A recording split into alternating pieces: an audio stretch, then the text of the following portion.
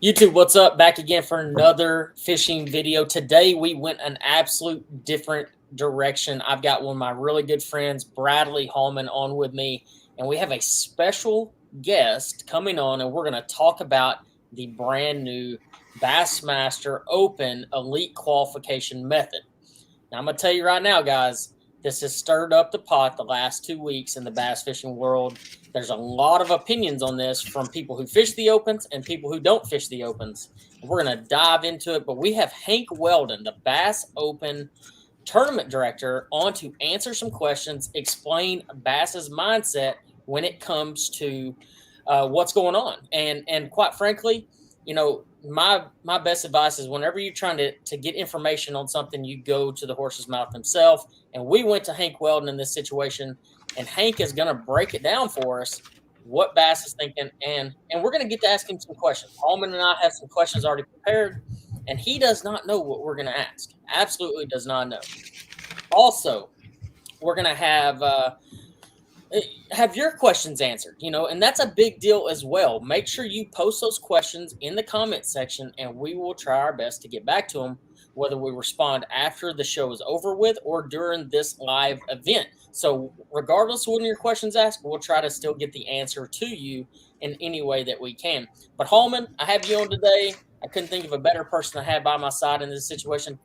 Tell us a little bit about what you have going on. And, you know, we just got off a 3-week road trip. It's been kind of a crazy few weeks.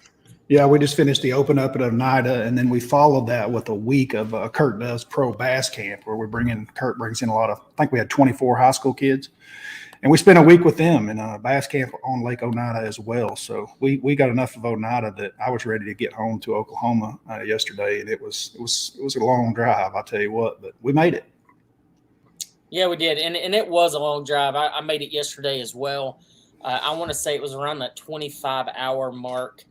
It's a long drive, I mean, quite honestly. But during that trip, I was actually, you know, although we went and fished Oneida for the Bass Open, we had a couple days in there in between. Went to the St. Lawrence River before Bass got there, caught some nice ones. I got a video dropping on that. I also have another video of me and Matt Pangrak on Cayuga Lake, and actually, Matt caught his new PB. Can't tell you what species it is yet because I don't want to spoil it for you.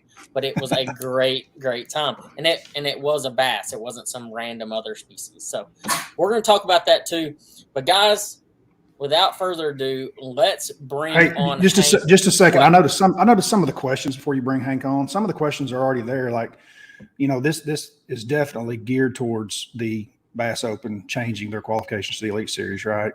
But some of the questions have already started, and they're questions that have already been answered by Bass on Bass's website. So, I mean, I don't want to rehearse some of this stuff. Like, is it changed the qualifications for the Elite Series? Are there still divisions? And yes, Bass has put all that out there, that there's still going to be divisions, and that if you fish all 3 tournaments in a division, that you still get a Bassmaster Classic qualification. Is that correct, Andrew? Doesn't that sound right to you? Yeah, that sounds right to me. That is correct.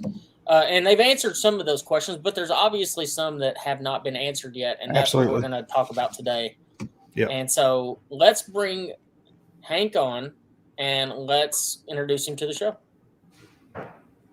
Hey, all right, guys, here's Hank Weldon, Bassmaster Open Tournament Director.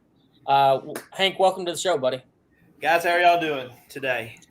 Doing good. I will tell you, I do miss that Oneida weather. It's been like 120 here in Alabama the last week, but you know, it was nice. Jackets on in the mornings. I was going to ask you if y'all were there an extra week. I was like, man, after seeing what went down this past week on the St. Lawrence, I was like, y'all had to have snuck up there a little bit to have some fun up there. We did. We got up there right before they're off limits. So we got one day of it. Nice. Not even a day. We got about a half a day. Yeah. Catching a big one. Well, I don't want to. I know you got a video dropping, but 6-pounders. I didn't catch any 6-pounders, but it was kind of rough the day we went out there. Actually, it wasn't the calm day that all the elites got. Man, one quick story there. I hung around there. We had a college there 3 years ago, before COVID. And 85 bags over 20 pounds. If you had 20 pounds, you're in 85th place. But I hung around afterwards, and 2 days later, I'm sore right here, and it it didn't dawn on me. And then I finally realized I was sore from flogging for like half a day, bending over the rub rails, but it was awesome. I've had some fun up there. I know how special a place that is. It's cool. So. Oh yeah.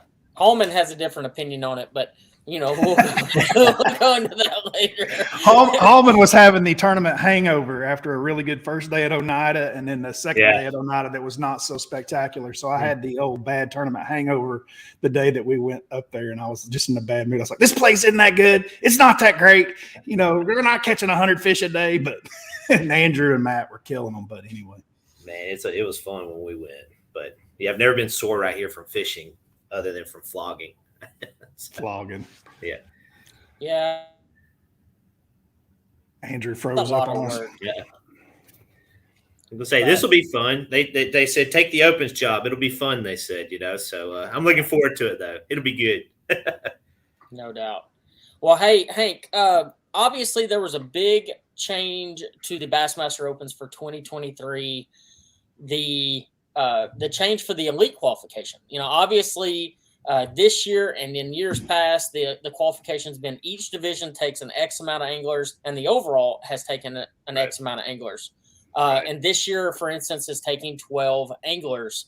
And now for 2023, the elite qualification is 9 anglers in the overall only. So they have adjusted that stance. And let me tell you, there's been a ton of different opinions on this, and it's kind of blown up the internet about the last week or so. Tell us a little bit about your mindset on, everything.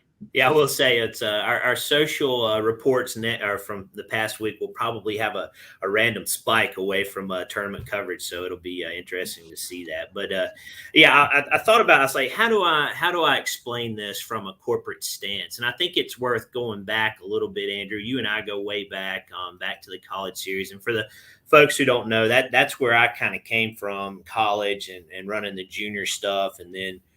When we, promoted Chris Bowes to the top of the tournament department VP, that of course left a vacancy within the Opens position, and they promoted me to that. I guess you could call it promotion. It's more like a bank promotion sometimes, title change only, but it's fun. And one of the things when I didn't really fully take this on until January, but one of the things I gathered quickly was that this change had been being talked about for several years now, and I think COVID, it may have happened before COVID. But what I do know is there had been a lot of thought and effort put into this before we really dropped the green light on it. And I kind of was coming in at the tail end of it, but still Bose and I, we talked about it almost on a daily basis. And I don't even want to tell you some of the crazy formats we came up with what we're calling the EQ. We had the name of that, but what we were going to create for the EQ was still up for grabs a little bit, but we decided quickly on that it probably didn't need to be too much of an intrusive change other than, to get to the elites. You've got to run the gauntlet. And I hate to call it that, but that's essentially what it is. You guys know it all too well. I think y'all have been doing all 9 for the past 2-3 years now. And that is what it is. We've seen, we had, I'll let you behind the doors a little bit. We had some labels with letting anglers qualify within just a division. And the one main label that kept coming back from a corporate stance was irresponsible. We wanted to take that responsible route from a league to where we from the league confidently could place an angler into what is the elite series and have them prepared and not put them in a situation that was going to make them quit their job, lose their job, drain their bank account, and completely not manage expectations. Now, have there been anglers that have punched their ticket through one division and have had wildly successful runs at the elite series? Absolutely. But there's also the other end of that, and that was the main strategy. There is we want to try to prepare that angler as much as possible to make it to the elite series and be successful at the elite level once they qualify there. No, I completely agree. I mean, I understand that aspect of it. And quite honestly, if you look at years past, and I implore all of the people who are commenting and everything like that, look at years past, and you look at the rookies that have come in that possibly have qualified from one division. And yeah, you have some anomalies that have come through and absolutely crushed it and done extremely well. And then you have the guys that go in there for 2 years and lose a ton of money and don't have the support to keep going, basically. And then they lose everything, and then that whole work up to make it to the elites has not really justified the cost. Now, have we all had those conversations like, man, how are you doing this? How are you going to all 9 opens and all that stuff? And how can you justify it? Well, quite frankly, it is part of the grind. And it would be no different if I was going to fish the Elite Series, just minus a lot of more money. But Hank, we have a few questions. I'm going to let Hallman start off with some questions, and then we're going to get to some viewer questions here in just a minute. Well, I had a few that were just icebreakers, and we'd kind of gotten past that point right off the bat. So let's just jump right into the nitty gritty. Number one, why the exact need for the change, and kind of what is the future? And I know you can't nail it down because I know you're throwing some paint on the wall and trying to see what works and what sticks and what doesn't. But why the need for the change? Like, what are the main 2 or 3 reasons that you wanted to make this change? And where is the future? Where do you see potentially the open format structure really sitting in the world of tournament bass fishing? No, absolutely. So, yeah, I'll go back to kind of those things, Bradley, that I talked about. I think this probably would have happened 2 years ago, had COVID not rocked the whole world. That's based on the intelligence I gathered, right, jumping into the position. So I think that we were going that way, and we finally said, we think we're ready. We've got 80 angler wait list for all of them right now. So, I don't want to make it sound like you guys are a commodity, because you're not. But, at the same time, the opens are healthy, and we're wanting to offer that format that's fair for the anglers. I know a lot of people, and then I'll say this about social. I kind of stayed off for a couple of days because I kind of was like, ooh, I don't want to look at that. But I did go back, and I tried to read every comment that was put on the Bassmaster pages, not necessarily the shares and stuff, and certainly appreciate everybody's passion. And you guys know this. If you go back to when we launched the Elite Series in 2006, or when we had the E50s, had social media been around then, I think we probably would have seen some of the same reactions. You're going to hear, you're never going to please everybody.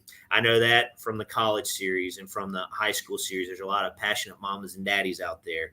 And, and that's what we try to do, is what's the best for bass, but also the anglers too. And the one part that I'm glad you asked this, and I like to throw my background out a little bit, because Andrew, even back in college, it didn't exist. We built that from the ground up. Mm-hmm. In high school, we had the Junior World Championship, the casting kits, all that stuff. We scrapped all that. We started over, and now you look at where it is right now. And those were some dramatic changes that were not as recognized, or as prominent as an open change, just because it's such a larger platform here at Bass. But the point is we looked at things very closely, and then we said, okay, here's the decision we think we need to make. And you never know 100% when you make a decision. This may not be a great decision. We'll find out here in the near future. But we really do put a lot of thought and effort into that. And the part that was not in that release, because we wanted to keep it very simple, tell you what the change is right now, but is the kind of like what you talked about, the hierarchy level. One of the common themes I saw on Facebook was, we're killing the working man, or the guy who can't take off 9 weeks. And what you didn't see in that release, and this is some foreshadowing, it's probably not going to be next season, so I do want to manage expectations, but we're really looking at the nation level very hard on what is next for that, and I point that out. And even in its current state right now, it's a great platform for you to get into a bass club. It's very economically friendly, and there is, albeit one spot, but there is one spot to get to the elites that Brandon Polinick has punched that way. Matty Wong, Caleb Sumrall, Paul Mueller, Iaconelli was a nation champion. We can name a lot of nation champions who have come through that route to get to the Bassmaster Elite. So, even in its current state, you fish your local station. I'm not going to go through the whole nation program. You guys can look that up on bassmaster.com. But even in its current design right now, that is a great way for somebody to potentially fulfill that dream of a classic spot or the nation. But so that's one of my kind of key, I don't want to say key focus because I'm not the nation director, but that's one of my highly suggested areas that we really need to look at, and that is going to serve the working person, the person who can't allocate 9 events to try to punch their ticket to the elite. So that's that kind of void that I don't want to call it a void because it's not, but that's an opportunity for us to kind of focus our aspects with this change in the opens, if that makes sense. Yeah, I completely agree. So I have, and I think that kind of answers that question. I have a couple of questions, or one more in particular than the others. And that is in regards, and probably my biggest, I'm not going to say beef or upset in this whole situation, but is actually the 3 spots taken away from the elite qualification. Yeah. Obviously it's been 12 in the past, and there's been 4 different ways to actually make it. And now we've only got 9 spots instead of 12. Right. And, quite honestly, like that's a big deal. I mean, that's taking 3 full places away and making it even more difficult to come in. So what was the grounds on that? Are those 3 spots going back to the elites and bumping it down? Or is that going to be something where we're going to see maybe another trail come down the pipe, Right. or what are we thinking here? Yeah, I don't think, with the trail, I'm not aware of any of those. So I'll answer that one quickly too. But I think the idea there is with the nation and the opens, that's 10 incrementals within each year, right? And that's the idea, is it's going to be a 10% turnover, a 10% addition, 10 guys out of the elites, 10 guys in from the open. And that's there was not much debate in it after that. And that's really essentially the change there. Is it's just going to move to a clean round number of 10% out, 10%, or not 10% in, but 10% out of the elites. And then we fill that number through the opens. Okay. Hallman, I know you got some more questions. What you got? I think just reading some of the comments and things that came in this week, I think everybody was a little surprised one way or the other of some of the comments that came in. What do you say, Hank, and what does Bass say to the guy that really wants to become a professional angler, but doesn't really have the resources to fish all 9, right? So that's really the guys that we see a lot of the complaining from, right? The complaints. What does Bass say to those guys? Right. No, and I hear that, and that going back to that was the common theme, and I don't want to say that I was surprised that that was going to happen. I'll speak for myself. I couldn't afford that. I don't have the vacation, and I don't have the resources. I'm the director of the opens. The only boat I own is a canoe right now. So you give up fishing when you go to work for Bass, but yeah. It's a tough answer, Bradley. I don't know if I can answer that. That's going to be a satisfactory answer to that person. I will say that from me personally, growing up through the high school, college area, I feel like I understand that angler and I know their challenges. And I just want to say, stay tuned, hang on with us, because I understand that frustration. There's not an easy answer right now, other than we do have that current format that can fill your aspiration through the nation, should the elites be what you're aspiring to be. Now, if you got the classic on your mind, nothing's changed. You lock into, like you guys were saying, that is correct. You sign up for all 3 tournaments within a division. Should you win one, you're off to the classic, and that has not changed. We were very adamant about keeping that piece within this new open format. So it's not an easy answer, and I would encourage anybody, call me. We'll talk to you about it. I've always said, certainly can listen. I actually saw a few good suggestions on some payouts and some awards and that sort of thing, and certainly don't have it done. But one of the things I saw, should you because we'll still have the AOY points per division. We're not going to post those, but maybe we look at, should you win a division, that's entries into all 9 next year. You're still going to have to figure out the week vacation part. So I don't know how you're going to be able to answer that personally, but something that we're going to take to the table and discuss internally. Okay. Good answers. Yeah, no, that's great. Speaking of payouts, this is a very strong topic right now. Mm-hmm. I mean, the last few years you've seen the opens grow immensely and the payouts not grow. I mean, let's be honest, and I'm not saying grow as far as check size, but it's more of paying out more places. Right now, I want to say, Hallman, and correct me if I'm wrong, because I know you had the stat on this. It's like 18% if a 225 boat field, and then we have filled 225, and you got to finish in the top 40. I mean, let's be honest, guys.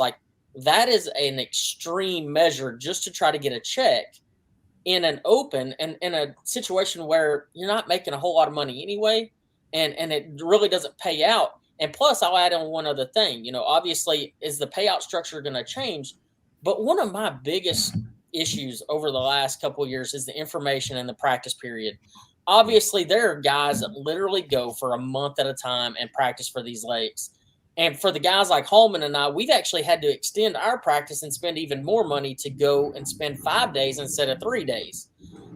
Is there anything in the works coming in the future, possibly for 23, 24, of a limited practice period and or an increased payout method to help some of these anglers? Because let's be honest, guys, 9 events all over the country, especially all over the East Coast, up from New York all the way to Florida to Texas and everywhere in between. That is a lot of money to spend and not have a chance to make a check, especially top 18%. I mean, that's crazy. Yeah, so to answer your question, that is on my list. I've already talked about it. We planted that seed. You may see something as soon as next year with an off-limits period. Don't know. Again, I want to manage expectation. I am not the full-on decision maker, so, we will have to bring that to the table. But I think with this becoming from a 9-event season like this, is becoming a true I don't want to call it AAA because Bradley, both you guys, y'all are as top of level as any angler out there. So you don't want to necessarily classify it as that, but from an internal level side, the one right below the elites is becoming a pro circuit. And you're going to see some rules that migrate towards that, Andrew, to answer your question. Don't know how. I don't want to use intrusive or how extreme probably is the word to use from what we have now.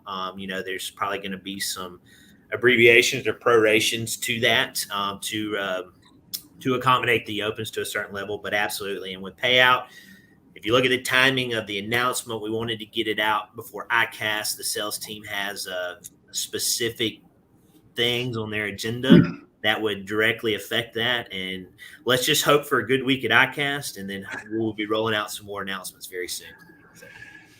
That's kind of what I had suspected, is that ICAST might have a few more announcements to go along with this. Yeah. And this is the beginning of this stuff. We've got some more things. That was kind of my suspicion. Right. There's a lot to this, and I understand both sides of the equation. And I've 2006 was the first year of the Elite Series, and I was a rookie that year. And then I spent 6 years there with your dad and as my tournament director. And I know the battles that they fought. It wasn't fair for a lot of the guys that I saw come in for the 6-year period that I was there, that came in through the opens, that qualified through 3 divisions. One, you qualify usually late in the year because the opens are in the fall, and it's very difficult to come up with that $55,000 entry fee price tag. And so you're really up against the wall trying to pay deposits in January when you didn't even find out you qualified in November sometimes. And that was a battle in itself. And then also, quite frankly, if you came from Texas or Oklahoma or Arkansas, and then you're just thrown, and I mean literally, you're thrown to the wolves, you don't realize the competition level that sits at that top tier tour. And you're really just behind the 8 ball. You're financially behind. You're behind in fishing experience across the country. Just fishing back-to-back events, rolling out to California or something and fishing 2 weeks back-to-back with that much on the line was very difficult for a lot of young anglers. And I saw it eat up a lot of young anglers. And I know a lot of guys that have been there a long time were adamant, this is not fair to them. And I know that this is part of, what this is trying to accomplish. Right. If you can travel 9 opens, it sets an angler up better, right? And being more prepared to be able to travel the country and the costs and the expenses. And I do see that side of it, but I also see the side, I'm kind of a gambler. So a lot of people probably thought right off the bat, well, Hallman will like this, and I've had a lot of friends be like, you really like this, dude. I kind of like the way it was too, because it was like getting 4 bingo cards, basically. If you had a bad event in the first Southern or the first 2 Southerns, which would be the first 2 events of the year, you still had the Centrals and the Northerns to play and possibly the overall. And then say you have one bad here, then you can play the bingo card of just maybe the Central Division and the overall or something like that. If you fall out of the overall altogether, you still had one division that you might be able to qualify through.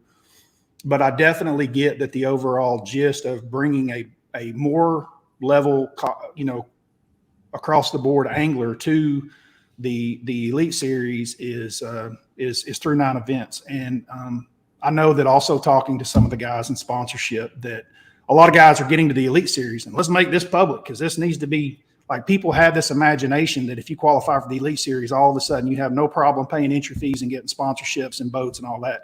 And that is not how this industry works at all. There is a lot more to being a professional angler than just the skill level of catching fish. Right. And a lot of people are like, well, he's the best stick in the state. Well, he may be, but if he's the worst promoter in the state, it's really hard to get companies like Academy or Big Bite or Sunline to back that guy. And those are cold calls. Those are relationships. They take a long time, as Andrew and I both are aware of. It's tough, and it's not fair to bring a young guy in off of 3 events. Maybe it's the first time he fished the opens. We've all seen it. First time they've ever fished, they fish 3 events, they qualify, and then literally, like I said, you were thrown to the wolves. Mm-hmm. Yeah. So you talked about 2 things I definitely want to make sure I hit on, but I don't try to dive into too many of the anglers, finances, sponsorships, because that you don't ask how much do you make a year, but from what I've gathered, and y'all know this better than anything, the days of memo deals were probably gone about 5 years ago, 6 years ago, something like that. It just doesn't happen anymore. It just the boat. I don't mean it this way, but the boat companies don't need those deals to sell boats right now. I mean, they're turning them out left and right. Don't know where they can't even keep up with it as it is right now. Exactly. So it's not a good business decision for them. But you're right, Bradley. I mean, it's not a that's your golden ticket to where the money's just going to be flowing in left and right. It's the American dream. How much work do you want to put into it to get your return is how I look at it. But 2 things I did want to cover. First, the exposure. I can go ahead and tell you this. You are going to see elevated focus on the EQs. So the anglers who do sign up for that, there's going to be it's the overall AOY. That's the easiest way I've explained it to people. But there's going to be a lot of EQ content that is solely focused on that. So going to be good. We hope so, and again, that's the plan. At least we're still developing it. But then there's also the schedule. I did see one comment where they said Bass is going to go back to the same old places. I will tell you right now, that is not true. The one thing, it's deep in the works right now, but I'm looking right now. I can't give you a sneak peek. But I was going to say, can you just turn that camera a little bit over there? Right there. You can see kind of the little corner right there, but strategically placed. Let's see. 1. Is that it? 1 and 2. 2 out of the 9 are places we've been to the past 10 years. Some of them we've never been to. Wow. Some of them we haven't been to in years from an open side. Okay, so it could carry over from the Elite side. Right, but correct. But it's man, I'm excited. I had more fun with that. That's where I kind of felt like I had personally, I had some free reign with the college series. We went to Chautauqua for the first time where Frink and those guys won on the El Raton. We were going to all these random places that no one knew about. And we got a couple of those on there. I hope all of it happens like we want it to. The other thing with the schedule, so back to why we can do that, we love Bass Pro Shops and we love that partnership with them. They're still a good partner, a good sponsor. But one of the things is we had to, on the 3rd day, you guys know this, but your viewers may not, you had to be within distance to travel to a Bass Pro or Cabela's to weigh in. And that really limited where you could go in the country. I mean, yeah, they're all over the place, but when you add a lake is big enough for an open, a facility big enough for an open, there's a lot of stars that had to align to be able to get a place like that. So that has thankfully given us a lot more freedom to go to some big weight places, we hope, and some fun fisheries for you guys. And with the schedule also, you're going to see that the divisions are not going to be labeled geographically. They're not going to be your northern, your central, and your southerns. Okay. Right now, it's going to be just right now, we've got ICAST coming up, but Division 1, 2, 3, whatever you want to call it. Okay. And the purpose of that is there's not going to be a geographical assumption of where a group of lakes should fall within a division. Does that make sense? Absolutely. So you don't end up with the Central that's got tournaments in Alabama. I get it, to Missouri. We've got Douglas that's been a northern before, and Douglas has been a southern before, that kind of stuff. So it's going to be this division, that division, the next division. So going to give us some more freedom there to move those lakes around. And I'm excited about the schedule. We, as y'all know, with internally, it's always the elites first, and then the opens will follow suit. So we're getting close, but we got to get the elites out first so then we can look at dates and make sure that everything's lining up and all that good stuff. What's a preliminary idea as far as schedule release? Obviously, that's one thing that it seems like it's just like every once in a while we'll wake up and there's just this dart thrown at the board. Like, oh, here it is, by the way, guys. And so we had an internal goal of doing it pretty quickly, as in like this week, but there's a lot that goes into that. I'm sure you guys know you're talking with hosts and with the elites, you're talking with FS1 and getting all that lined out. But, summertime, you want it out before the internal goal is usually before the elites are done. You want the next season out before the elites are finished. And then we can turn around and roll right into the opens, the nation, college, high school, all that good stuff. Yeah. And I could absolutely understand where that comes from. I've helped schedule tournaments and do that kind of thing, and it's hard to talk to the chambers and get everything lined up, and it is a difficult process for anybody that doesn't know, that just thinks that schedules just magically happen. That's just not how it happens. It's a lot of work, and I don't envy that aspect of your job, Hank. I know how difficult that is. So that answers that question. Hallman, Hank just got thrown to the fire. Like, seriously, I'm like, dang, man, it's his very first year in the opens. He's just right at the midway point. And it's like this announcement comes out, Hank, you want to do some lives? And he's like, yeah, I'll do them. And I'm sitting there thinking, man, let's do it.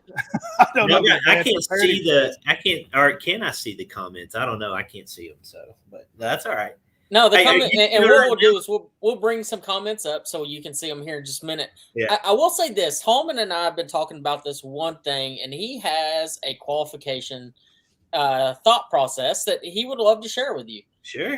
And I'm maybe speaking out of turn here, Hallman. We've talked about it a ton, and this comes from the elite down to the opens, and it does ease a lot of situations. So, Hallman, am I throwing you too much to the wolves here? But I feel like it's something we need to talk about.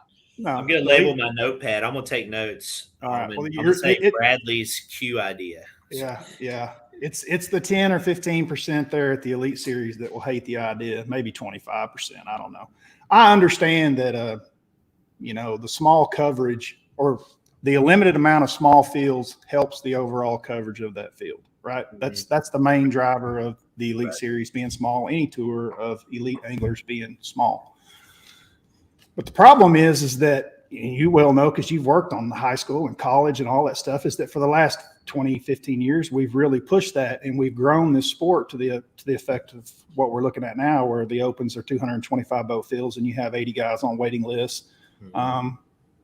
There's a lot of interest, and to try to keep some of these top level tours at such a small number for the sake of, media coverage. Also in a day when we have YouTube and social medias, Instagrams, and all the other stuff that's out there that's viable to everyone that wants to work with it. It seems like an older idea. And while I'm not a proponent of 200 boat fields at the top level of anything, 125 is not a bad number. And rotating 30 guys, think about that. 30 guys every year, 30 new faces. That's a lot of opportunity for a lot of grassroots guys to get in there. And also with 30 spots, I know landing spots, right? So building, and I'm in this situation, and I knew that I was going to be when I jumped off the cliff at FLW and came over back to fish bass all the time. Trying to requalify through underneath the current structure is a very difficult proposition for any angler. Trying to keep sponsors and things like that you've accumulated in relationships that you've had through the years and trying to keep those intact while trying to requalify is a very scary scenario for any of the current Elite Series guys looking at the opens right now, thinking if I come off, how difficult is it going to be for me to get back and to keep all those sponsorships along the way, which they're correct. That's a very tough proposition. If you're rotating 30, it's not as tough. And 125 boat field, if you're rotating 30, that means you've only got to stay in the top 95 in the points to stay on tour. And so, that kind of gets rid of some health exemptions and different things like, dude, there's 30 spots. If you deserve to be here, you can get back here. Just an idea that I had. But 125, 30 spots rotating constantly. I know the media side's like, well, dude, we don't want 30 new guys that we got to cover this year. But it brings some excitement to it because out of that 30, you're going to bring some pretty phenomenal anglers in at the time too. But you're also going to do some of the things that we've talked about, which are discouraging to anglers, which are unfair. Some that probably don't, throwing them to the wolves. Would you do current year AOI, or would you do the average like it's designed right now? I would actually do. I mean, you could either do the overall or each division, but I mean, let's just say, for instance, if you did it per division, that's 10 per division.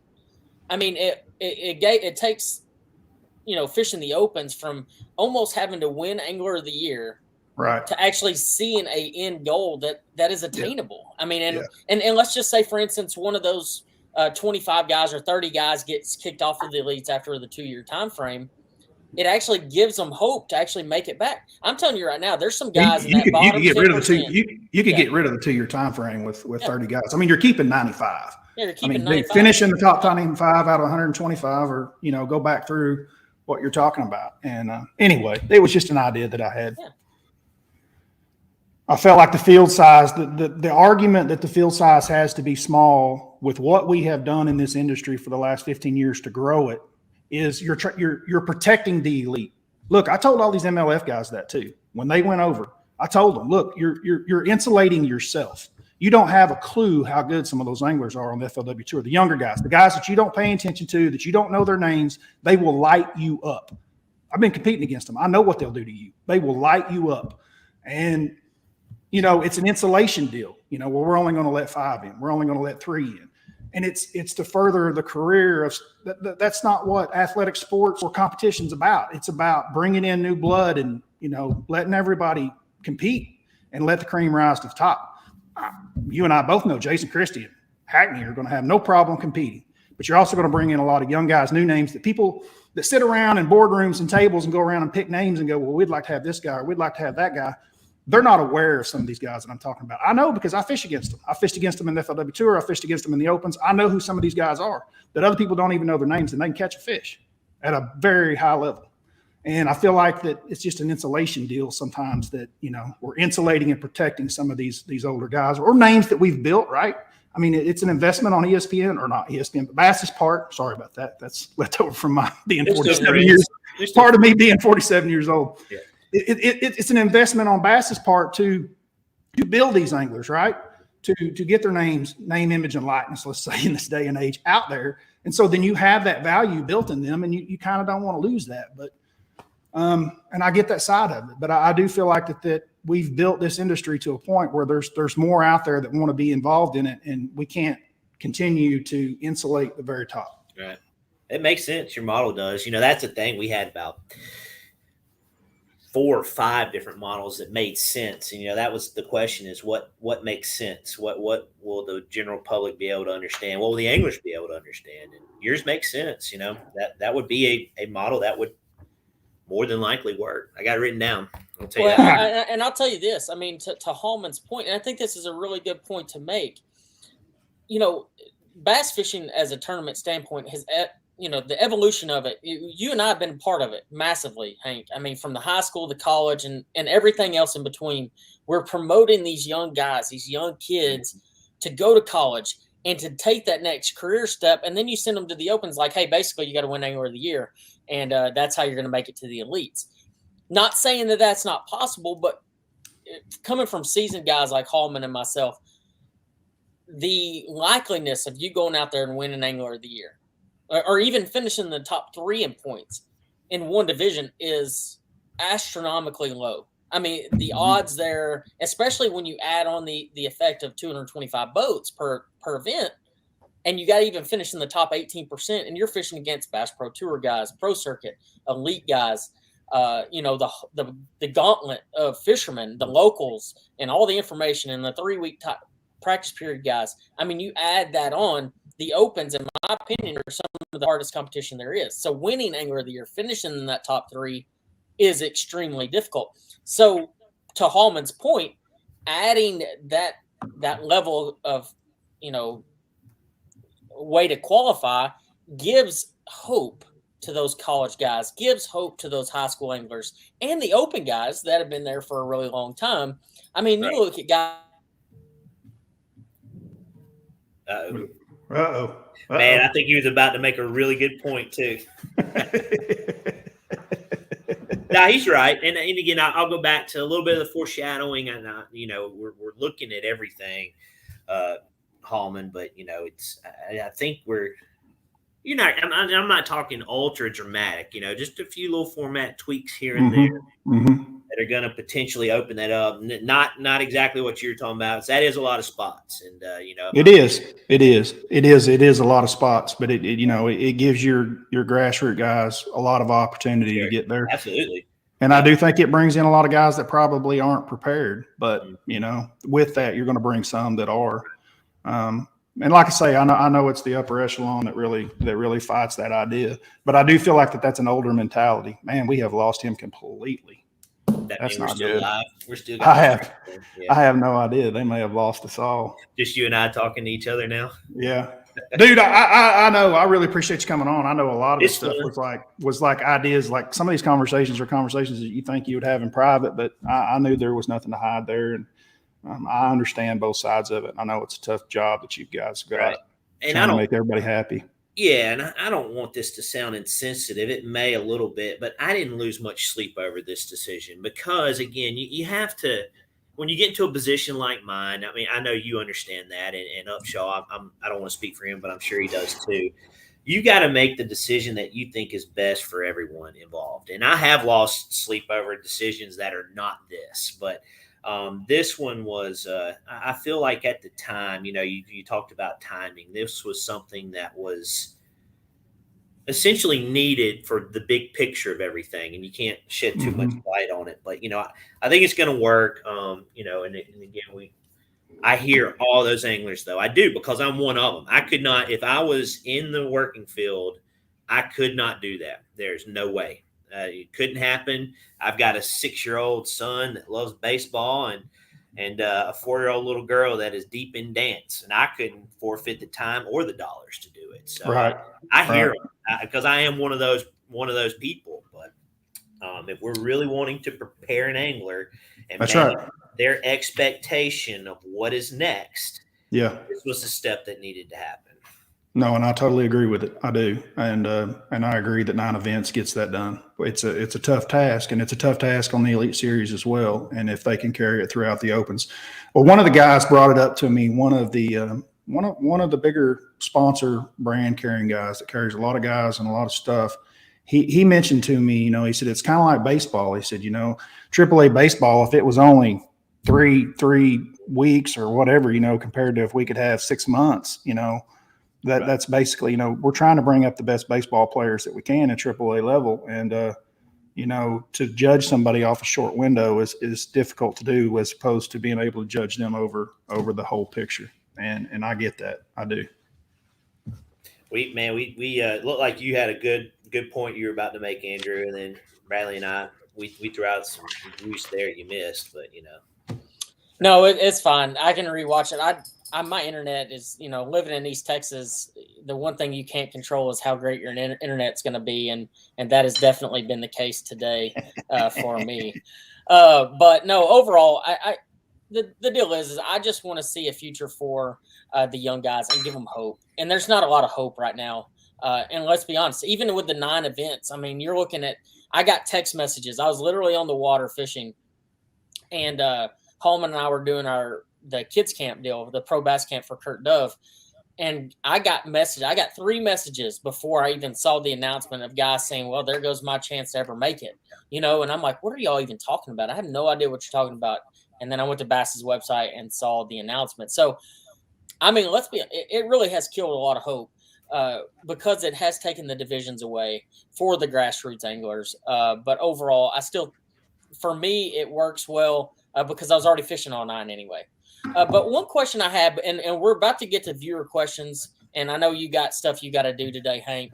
One question I did have is why not just make it one big division? I mean, basically, you're taking the elite qualifiers, and why not just make it like a 7 or 8 tournament series and just make it to where everybody just signs up and fishes or they don't fish, basically. Right. I mean, that may be what this kind of evolves into. I think this is step 1 of maybe some reshaping. I'm not going to totally squash that at this point, but if the EQ is overwhelmingly successful, like we hope it will be, then maybe that is the next step. So, again, that's a good point. And we're not going to be able to mold this just by what we think. I will say this was shaped by a lot of angler input too, based on what I gathered. We were deep in the discussions, and that's not to defer.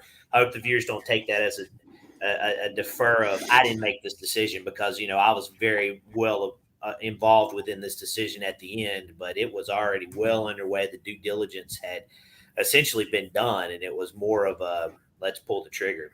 Yeah. Gotcha.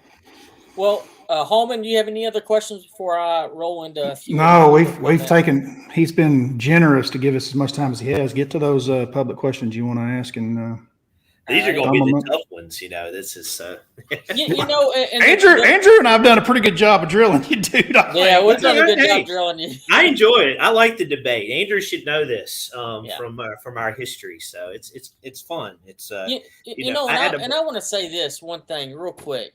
We appreciate Hank coming on here. I know Absolutely. How hard this is. Like, I get it. But the thing is, and this is what I will always say, it dispels a lot of rumors. It kills a lot of rumors if you just hear it from the horse's mouth. Press releases are great, and they give you general information, but there's always going to be questions. And this is a perfect opportunity for people to ask questions and to get questions answered, and that just knocks everything out. It just makes it way easier just to rip the ask you questions off, and be done with it.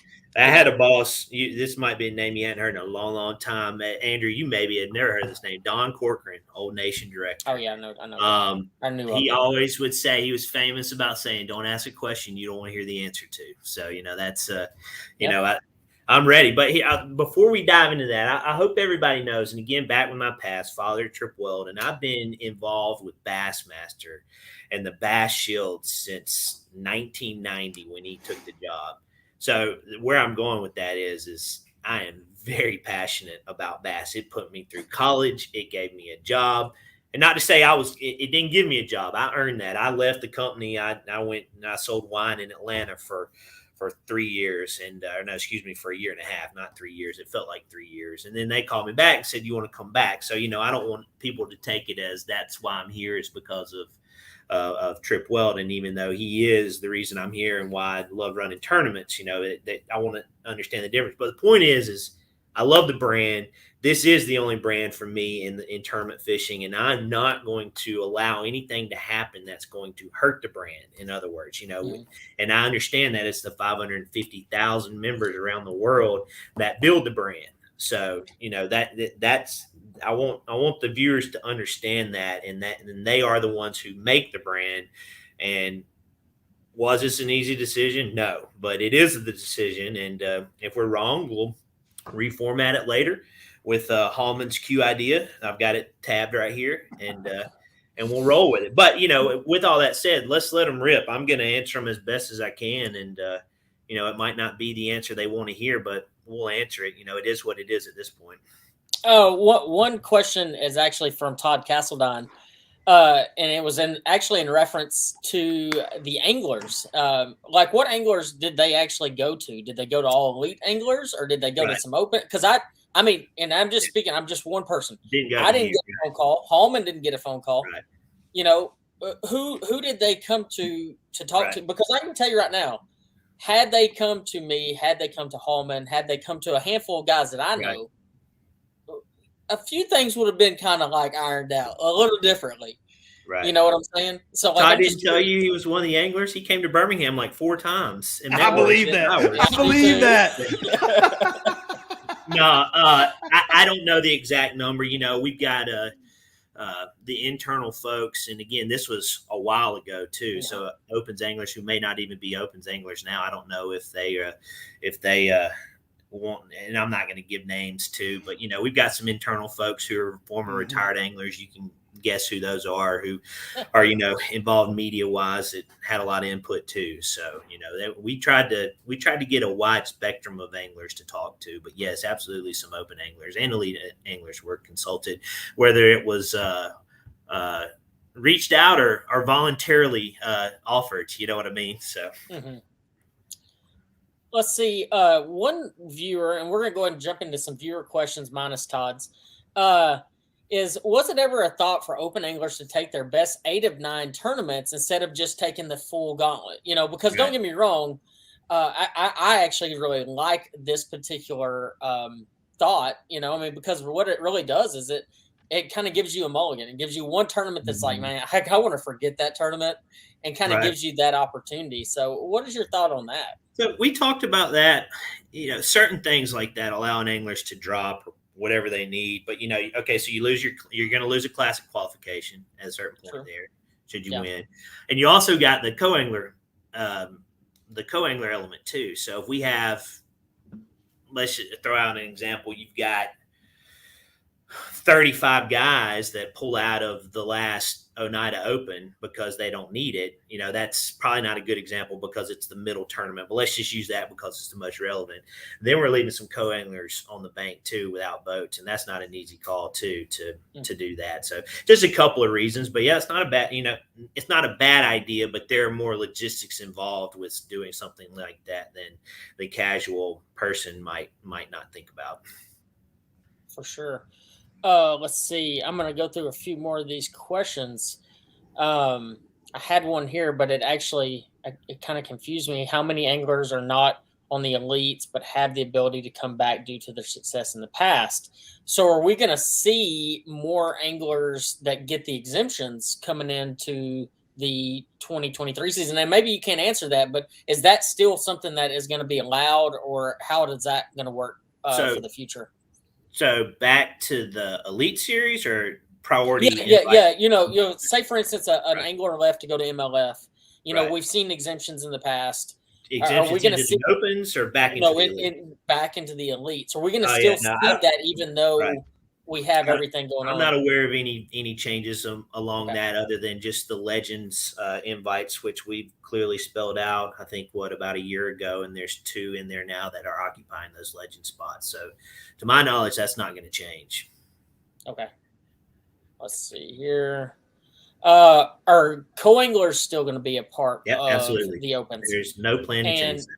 And one angler actually asked, will you allow top 10 co-anglers to fish on the final day? I don't think so. Changing? That's going to be the elevated EQ coverage I talk about. We still have the plans to do live the final event in each division, and marshals, for the final days for the other 2 events in each division, if that makes sense.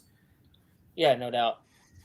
Let's see. I've got some really, really good questions. I mean, we've had an absolute ton of comments coming over in the last 45 minutes, 54 minutes now. And we've been going this long. It doesn't seem that long. So. I know. Isn't that crazy how that works? Get you all wired up and fired up. You don't know how much time has gone by. I got to go pick up my son from Vacation Bible School. It wraps up in about an hour and a half. So I Oh, do have a man. hard stop in about an hour.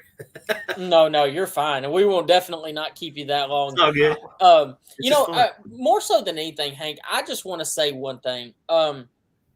Obviously, Hallman and I have our very uninterrupted opinions on the future of bass and the future of the opens and things like that. And I hope that you understand that a lot of that comes from passion. We don't want to see bass fail. We want to see this successful for our kids' kids down the line. So, any suggestions, any questions, is more of an open audience to everyone out there.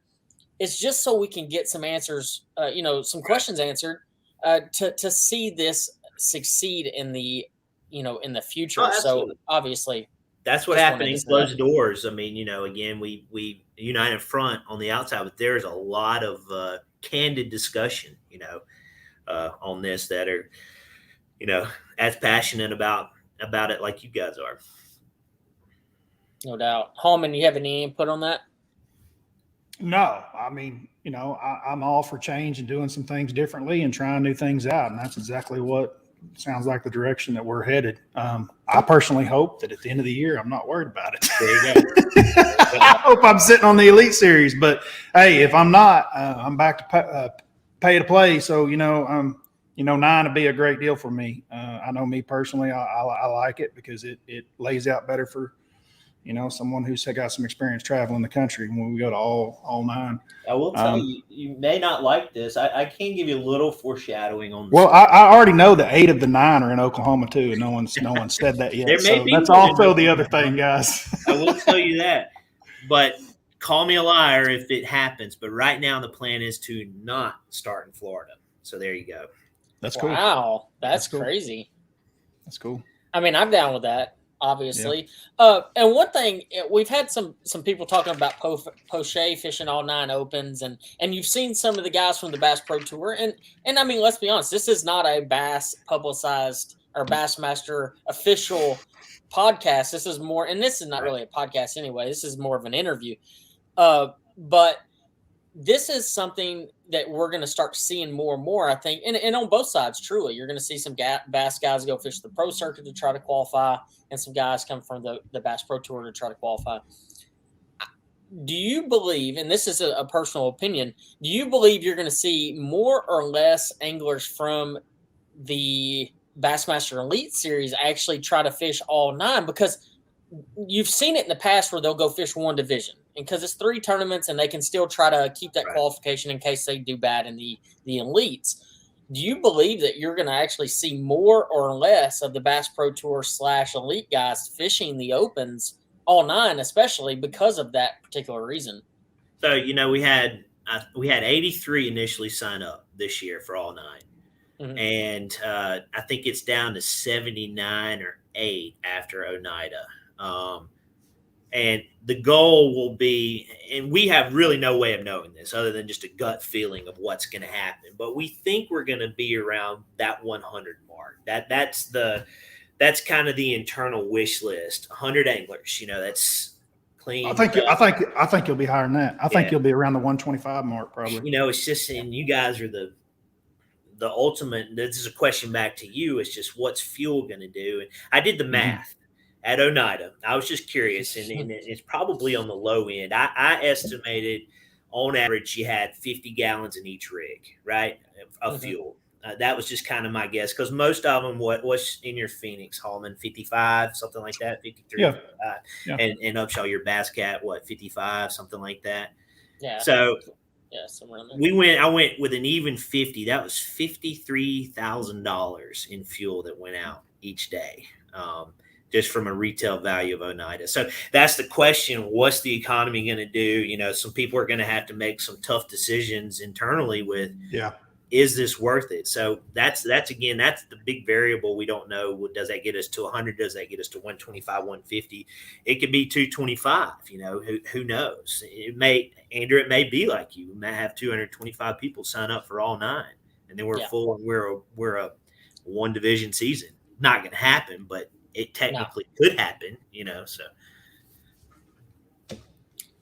Yeah, I don't expect it to be a 225 fish all 9. Obviously, No. from the economy standpoint, the gas standpoint, and quite frankly, the payout structure currently today, not next week Right. or in 2 weeks or 5 weeks or whenever, if anything changes, at the current state today, it is a truly, and I don't mean this in any disrespect, a losing deal for anglers between the entry fee gas, making the top 18% in the event. I mean, it's really hard. I mean, you're basically, when I see guys, and I've seen a bunch of comments like this, and I know all of you all have, when you see guys say, well, gosh, it takes a grassroots guy out. He can't go fish all 9. Well, it ain't going to get any easier in the Elite Series, guys. It's not. It's going to get way worse. And so, has it been a hard strain for Hallman and I in the last 3 years trying to qualify? Absolutely. And guys like Joey Nania and others that fish all 9 that put it all out there. And I actually don't know if Joey's fishing all 9 this year. He might be only fishing 6. Yeah, I know he's at 2. I need to pull my list. But, you got guys that are fishing all 9, and it definitely has increased from last year. Does it help us try to qualify? Absolutely. And I'm very thankful for the change to see 9 spots instead of 3 in the overall. One question we had, and I'm actually trying to go back through and find it, but I can't find it. Are elite guys going to double qualify? And if that double qualify does happen, does it go back on the elites to come down or to the opens? 9 incrementals out of the opens.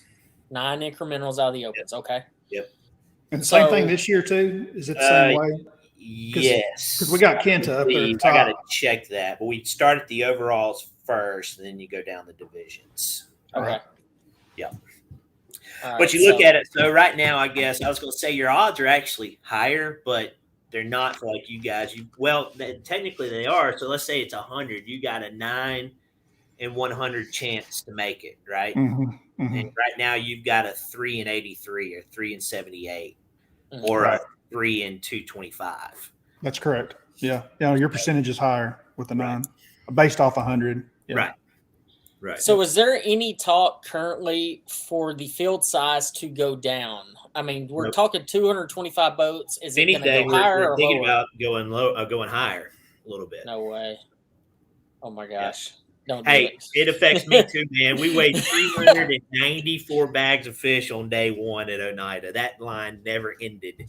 I don't know how your entire staff, Hank. I was boat 218 on day 1, so that means that I had the 510 weigh in, right? And your entire staff. So when I came through boat check-in out there, and I had my dude, your guys are like, they've been out there for 3 hours. They're like, get in here, give me that fob, and go in. I'm done. Yeah. And so then when I get into the weigh tanks, everybody's just like exhausted. So I know you guys are tired. I know that it's very me. You should know this already. I'm not a days 1 and 2. Let's sit around and talk all day on stage. Let's get them weighed, get them gone. So it's not bad though. I mean, at the end of the day, I joke, I'm talking to myself essentially. At least right now, we don't know who I was listening, but it's 3 of us chatting, right? But you're kind of like a radio host. You're just talking, and people are listening. So you just kind of get into the motions and roll with it with my water boots on that everybody zings me on. So my feet are dry. Oh, yeah. So there's one question, and this actually is a 2-part question. And I want to add it on to what I saw earlier. Anthony says, I got a question. Would Bass make 4 divisions in the future and have it to where anglers can compete in the 9? I feel like the numbers don't add up there as much. So there'd be 12. So it'd be actually 12. But would there be a chance for a West Coast division? Obviously, I saw that earlier. And that is a big question. Yeah, I've had some of my West Coast buddies messaging me too. They're all screaming from the mountaintops. They want a West Coast division. Love the West Coast and don't want to not say that. I love Clear Lake, Delta. I fished them personally. They're awesome. Drove along the Columbia River. Fantastic. But from a business side, this is the but. I'll use the college series as an example. Andrew, I think you were gone at this point. But we went out west for the first time in 12 or 13, somewhere around there, went to Clear Lake. Clear Lake in April. I mean, is there a better time to be at Clear Lake? Is there at Clear Lake, but in April? It was fantastic. They were throwing the big Huddlestons and everything, huge, and just catching huge bags, 32-pound bag was leading after day 1. we had 36 boats in that tournament. Yeah. The next year we had 24. The next year we had 13. The final year we went out west, we had 6 boats. Wow. And I can't go to upper management and say we need to keep going out here for 6 boats. Right. And, and like you're saying, Bradley, you hear a lot of people talking. I do. They never show up. That was the text I sent them. I said, dude, the answer is you guys don't show up to derbies. And, I hate to say it that way. And we have an expectation. I'm not expecting, if we went out west, I would not expect 225. But 125, 135, something that would make economical sense to go out there. And it goes back to, are we leaving those anglers out to dry? We're not, because we've got nations. We've got the California, there's a nation in every state. So they've got a route to get to not only high school, college, anything you name it, there's a nation route installed where you can compete in your state and make it to the national level, where it's nation champ, college champ, high school champ. You can qualify for the classic and the nation that way. So there's a route. Is it the easiest route? No, but there is a route. We're not just saying you've got to drive to Texas or further east to get it done. But that's the cold hard truth. That gets back to the Don Corcoran, don't ask a question you won't hear the answer to. But I can't go down Hank Weldon personally and justify a full West Coast series if we're only going to have 60 boats, 70 boats. That just doesn't make economical sense for our balance sheet. And I hate to say it that way, but that's the cold hard facts about it. Okay, so why you got your little sheet there that you're writing Hallman notes on? I'm all for the off limits, 30-day off limits, whatever. I mean, I'm good for that. Yeah, and that's the number one thing. Yeah. You know? Actually, Castledine again added on. If you go higher to 250, please put an off limits. Could not agree more. And it's not even necessarily for any other reason that the lake gets beat up so bad the week before that the fishing gets so ridiculously hard. It changes the overall expenses of the game for everybody else, because then we're forced to have to practice a little bit more than what we want to. Yeah, I mean, everything gets like it brings expenses and everything down, and the amount of time that someone has to spend to compete to a manageable level, especially with 9 events. Yeah, I mean, that's right, and there's valid points for that, and I've broached the question with Chris Bowes, and we haven't squashed it. So, it very well may happen. And it's like you said, sometimes from a tournament director, you're going to laugh at this. I don't know if I am, but I may be the first tournament director to say this on camera, but sometimes we have to protect the anglers from themselves. Mm-hmm. And what I mean by that is if we've got it wide open, then an angler like you guys, where you said you feel obligated to go, you may be missing something. Mm-hmm. We're going to tell you, you're not going to have to go and spend 3 weeks at practice paying all those lodging dollars and boat gas and all that stuff. So don't know if it'll happen. Even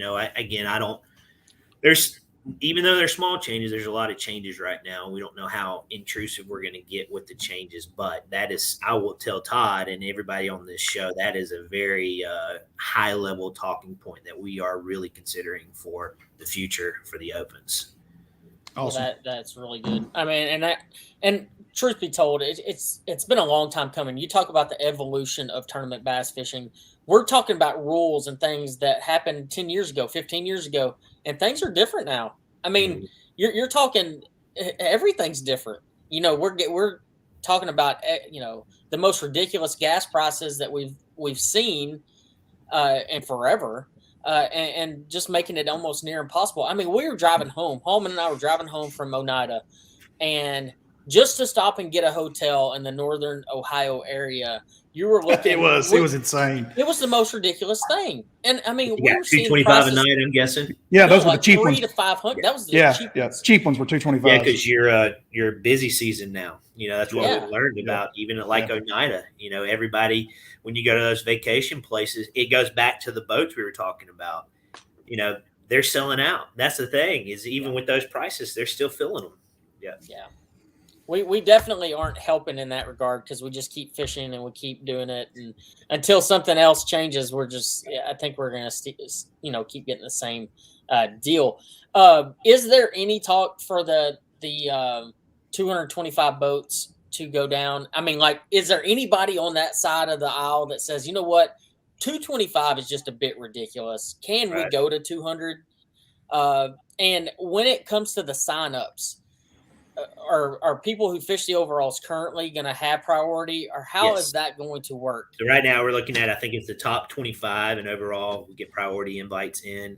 I think it's the top 25 in Division 2. Don't quote me on that one, but I do know it's the top 25 from overalls will get priority invites in. We've got sponsor exemptions. Sponsors will get an early sign up as well. And but then pay attention, guys. Everybody watching, if you're a life member to Bass or a nation member, you get an early enter period as well, versus just general open registration. So if you're really serious about this, make sure you have your memberships in order.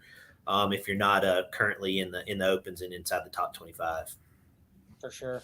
Is there, speaking of the West Coast swing and the lack of West Coast swing, you look out west and there is one trail that comes to mind. Hallman and I fished it quite a bit, and that's the one Bass, the U.S. Open Series. And obviously their numbers hit pretty darn good. Has there ever been any talks and talking with them, or maybe doing like a joint effort to come together with a tournament organization? Because I'm a big fan of that West Coast area, obviously. But I just, and I'll wrap it up with that, is there anything there that we can kind of come together and fish some of those West Coast events?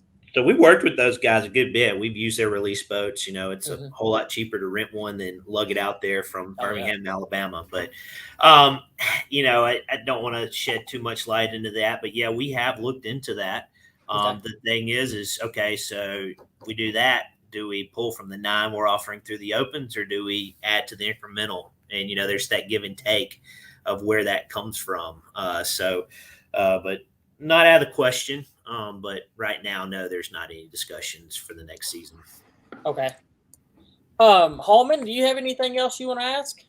I don't. I just really appreciate Hank coming on here and answering the tough questions, because this was not easy. And this is his first go around, his first year. I'm not saying that it's his first time ever. He's been doing this a long time, and he has been involved with Bass for a long time and grew up in that market genre, business, whatever you want to call it. But really appreciate you coming on with us, Hank. Extremely, man. Thank you for saying yes. There's a lot of guys that wouldn't have. And I give you street credit for that, dude. I really do. I appreciate it, guys. Yeah, absolutely. We're not going to hide from our decision. I learned that a long time ago. It's you make the decision, you better be comfortable with it and ready to back it. And I'm never going to never going to say it's always the right call. It may not be. We're going to find out. I know that, and that's what we're going with. And we're excited about it. I'm ready. I'm excited about the schedule too. It's hopefully going to be a good one if I can just get it all locked down. I mean, you could just end the show with just panning that over, just for a split second. I think you'll like it. I hope you will, at least. There'll be people who don't like it, as we know. No doubt. I think it's going to be a fresh season in terms of what the opens have seen in the years past. So, but no, I appreciate you guys, and I want to say this real quick. We are going to boot Hank to the back. We're going to send him on his way. He's got a lot of obligations. Hallman and I are going to stay on and talk about a few things that Hank has discussed. Hank, once again, thank you so much. Really, really, I can't even begin to tell you how much I appreciate you coming on. I know it was kind of last minute. I texted you and I could not. I told Hallman we were driving back. I was like, man, I'm just gonna text Hank and we're just gonna see if he'll come on. And when I told him he did, he's like, "Are you serious? He actually did it." And I was like, "Yeah, I can't either." I mean, this is oh, let's go. Okay. But hopefully, I'll have a job tomorrow. If I don't, hey, I got some guys you could call, maybe get some sponsorship. You can grab a rod and stand a post with us if not. But I hope that's not the case, dude. You were great, man. Thank you so much. Thank you, guys. Appreciate y'all fishing with Bass. We'll see you in Maryland. That's going to be a good one. So see you there, bud. Y'all take care. See you. Thank you. Awesome. Well, that was a lot, wasn't it, man? Heck yeah, that was crazy. I can't even begin to believe that he actually said yes, because he knew he was going to get kind of torched a little bit. Well, like I said, you make the decision. It's not like you're going to try to hide behind it. It's out publicly what it is, and there's a lot of comments, and it stirred up the bass fishing world, with bass fans, and I get it. Just get in front of it and talk about it. I think they're a little bit handicapped, and this is one thing that I was like, man, I don't know. It's going to be difficult for him to come on. And the reason that I say he's a little bit handicapped is like I have no idea what the inner workings are, but it was very apparent to me with the rule change that there's probably more to come with that rule change. Yeah. I don't think it's all going to happen in the first year, but I think it's a 2 or 3, 4 year progression for the opens. Yeah. And I think that, you know, without them being able to say anything, what those are, it makes it difficult to do a public interview. But it appears to me that they're trying to turn that into a national circuit per se, to where it's a better landing spot for the guys coming off the Elite Series, and it's a better spot for the guys trying to work their way up to the elites through qualification. And without divulging everything that they've got, that they're basically just spitballing right now, I think it makes it difficult to answer questions on just the one qualification change. Well, and you know, we started hearing some rumors 2 weeks ago. Hallman and I did, and maybe he heard them sooner than that. I didn't even know anything until about 2 weeks ago that some things were coming. Did not really have any information other than things were coming. And quite honestly, when they did the announcement last week, previous to ICAST, you know, ICAST starts in just a couple days. We kind of knew that there's going to be some more stuff coming to ICAST. Because the deal is, when it comes to press releases, you don't want things to get lost in translation. You don't want it to, you see this thing and then you have 10 other things on top of it. I have a feeling, and this is just a feeling, that you're going to see quite a few changes coming from Bass and this week, literally in the next couple of days. Right. And maybe they're not big. Maybe not. I don't know when they're going to be announced. Maybe they're not at ICAST. I don't know. I do think that this is a slow progression of the change, but I think overall they're trying to build a tournament circuit that is more viable to everyone involved than where the Open sit structured today. And I think that that's really what they're trying to do. You know, there's a lot of people. I read a lot of the questions and comments that were coming in as we were doing the live feed, and I definitely didn't read them all, but I read a lot of them. And, you know, there's things in there like, you know, well, why not start another circuit, total separate circuit? You know, I mean, all that takes money, and it's more resources for Bass. If they have to have more employees, it's more tournaments. I mean, they're already running so many tournaments as it is, and you've kind of got to get this structured with something that they're already working with, which is the Opens. And I think that's what they're trying to do. I really do. And this is going to be a surprise to all, but for the sake of the video, I just asked Hallman to come on to the show. You know, obviously we have a counterpart with Todd Castledine that did a live yesterday and talked about it. But with everything going on, we didn't want to hammer him too hard and have him too many different directions. So we're going to add on Todd Castledine here. He was obviously listening into the stream and asked a bunch of questions, and we answered a bunch of questions. And Todd, your overall take on everything that's going on. I mean, I feel like he answered a bunch of stuff, and we hammered him pretty hard on some stuff. I'm really glad I wasn't in the interview. Not for the reasons you think. No. I thought y'all did great. I turned on within, I think it was in 15 minutes. And it was like, I turned it on. It's Andrew just grilling him. And I was like, oh, wow. Like, what did I miss? And so I think it would have been too many people. I think y'all did a phenomenal job. Y'all really, like, at times I was going, they're not holding back. I felt the same way. But listen, what y'all were asking were all the questions all three of us have been asking forever. You know, from the standpoint of looking back, like I said, I'm with Hallman on this. Regardless of what Hank said, for him to I don't think y'all understand this. I don't think anyone in not many people realize, for him to come on and do this live, no editing, is almost unheard of. Yeah, and I agree. Regardless of whether you liked his answers or not. And listen, that's irrelevant. I'm saying that was unprecedented for him to come and do that live with y'all.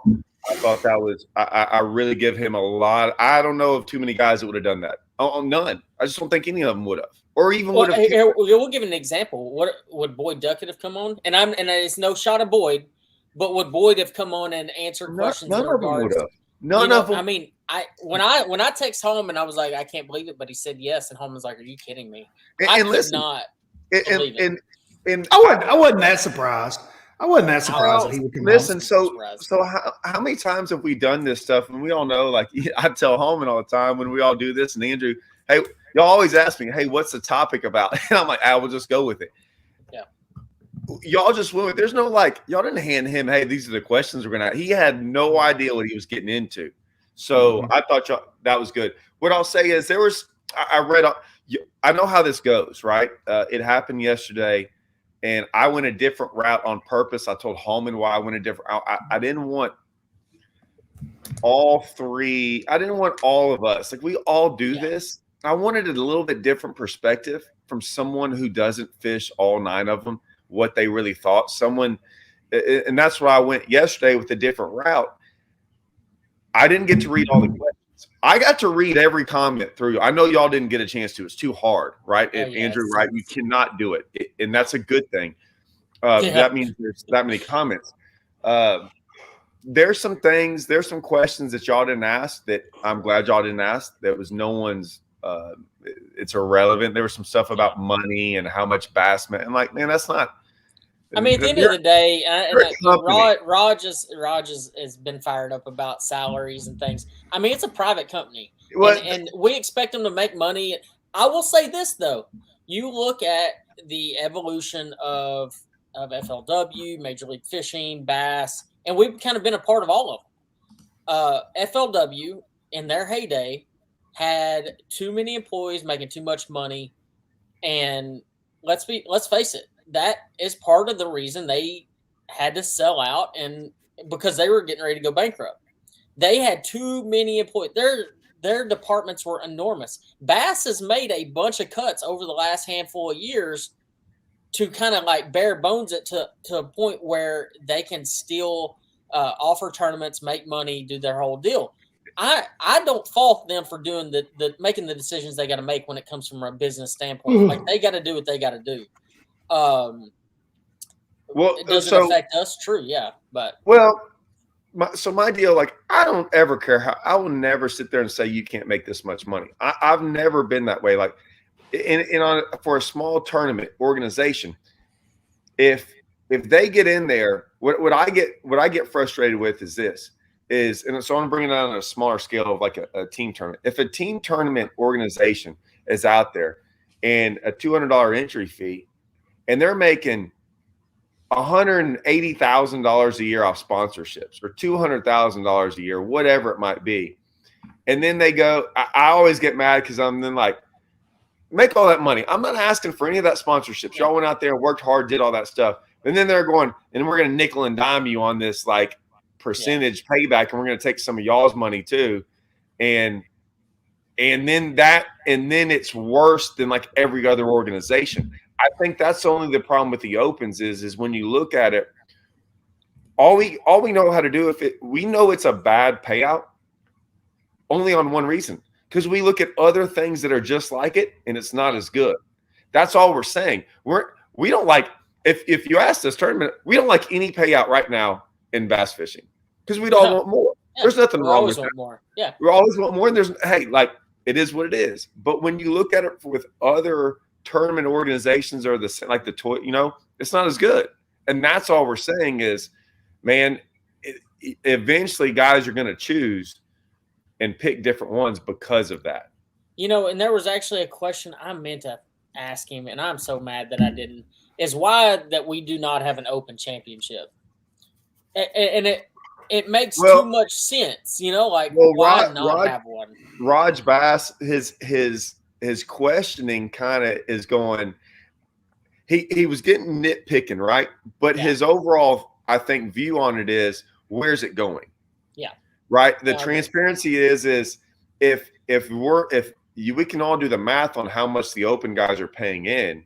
Mm-hmm. So then where is that money going? Because like I said, if the Toyotas or FLW can do it and have a championship where they just paid a guy $200,000, I know what I made for my top 10, and then they were paying guys out of each region another top 10. I mean, it was a crazy amount of money, and yet they're still paying more with less entries. Now, there's more tournaments. I don't know the math on the what is it? 3, 12. It's not that much more. No, it's not that much more. But yeah, that was. I know there's a classic qualification, some bursts in there, but I mean, yeah, you're talking $10,000 per classic qualifier minimal, because that's what their payout is $10,000 for fishing the classic. Yeah. So I mean, that's $100,000 right there. That's $100,000 right there, or right at $100,000. Man, I should go get my mat and go look at that Toyota Championship, because, like I said, $200,000 was for first.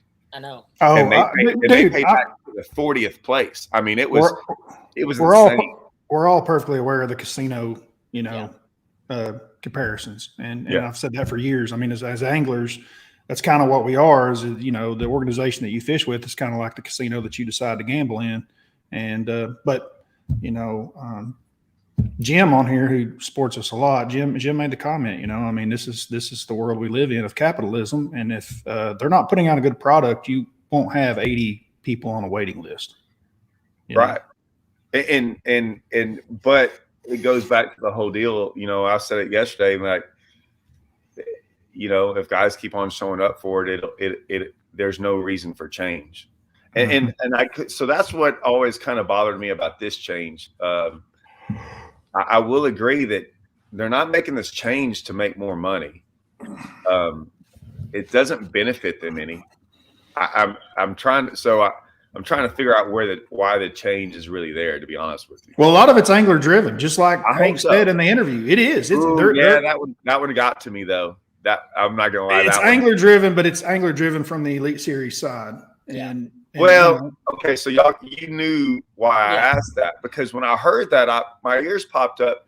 When a long time ago we had this discussion with Bass Champs over having that big tournament like our TPO, right? We were going to have this big ordeal and have they're like, it will never work. There's not enough guys out there that will fish a team tournament for that much money.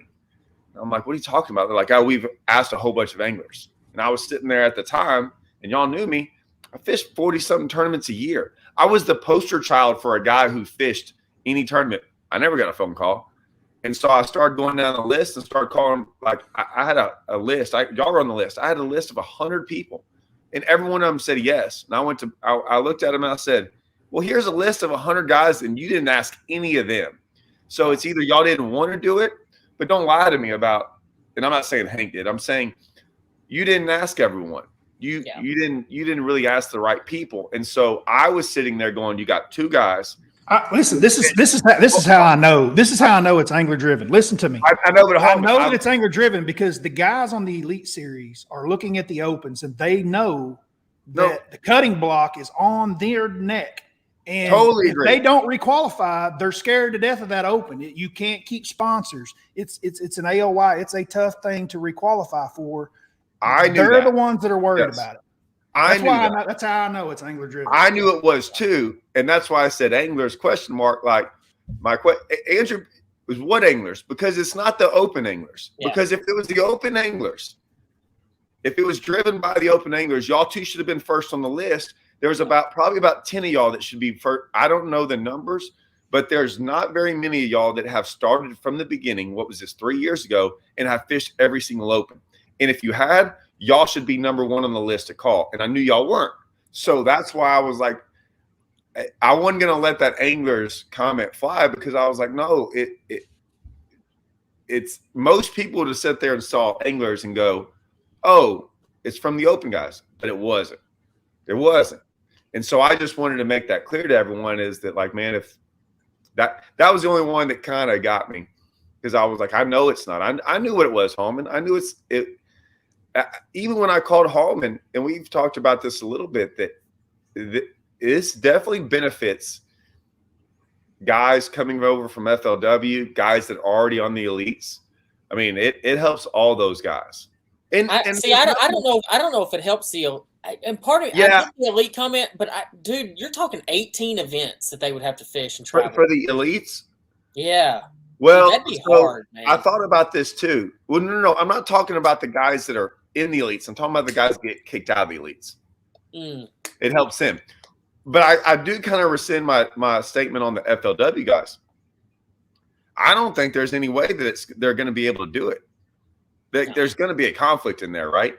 Yeah. Yeah, of course. Yeah, There is. it makes you commit Correct. one way or the other with organization. Yes. And what a lot of guys are wanting to do, and a lot of them that are upset, and I get this because I've done this myself for many years. They're dabbling with both, right? Like you can fish a division, just exactly what you're doing, Todd. Actually, you're fishing one division in the Centrals with a very good shot to qualify for the Elite Series, fishing 3 events. You just wrapped up. Did you win AOY again in the Southwestern Division? I think I made a top 10, but you just finished up the Southwestern Division of the Toyotas. It allows you to, dabble around in a little bit of everything so that you can keep your options open. And, you also do it for a living. So you're looking at the casino value of it. And you got a very legit shot of making the Elite Series with a lot less invested than what Andrew and I did this particular year. Because you're just fishing the 3 events and you get to finish up at Rayburn on your home lake. So, I get it. I mean, I get the whole thing. I get the whole picture. I knew you would have a different outlook than Andrew and I, some part of this, because you are just fishing one division this year. Now, with that being said, I realized that, you did jump out there with us and fish an entire season too. So you had that perspective as well. That's why I wanted your opinion on it, because I knew you had 2 sides of it. But y'all know me, so I'll look at the the schedule's interesting. Some of that off, I've just done this long enough, man, and I look at all that stuff. I still look at how I'm able to get paid, and so because I have to get paid, I have to end the year on a positive. And they're like, "Well, do better than those tournaments." Well, it's not. It's not that. What is better? I mean. Like I said, you can still finish in the top 10 and lose money, right? You basically might have to make a top 3 in one event all year long to make money. And this isn't elite, so everyone's going to be like, there's not 80 guys out there. There's 225, 230. It's way harder. It's harder to win an open than it is a FL.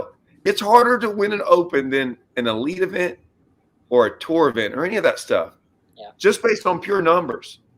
There's a reason it's harder, and even guys will tell you that sometimes that it's some of those elite guys might not admit to it, but a lot of them guys it's harder.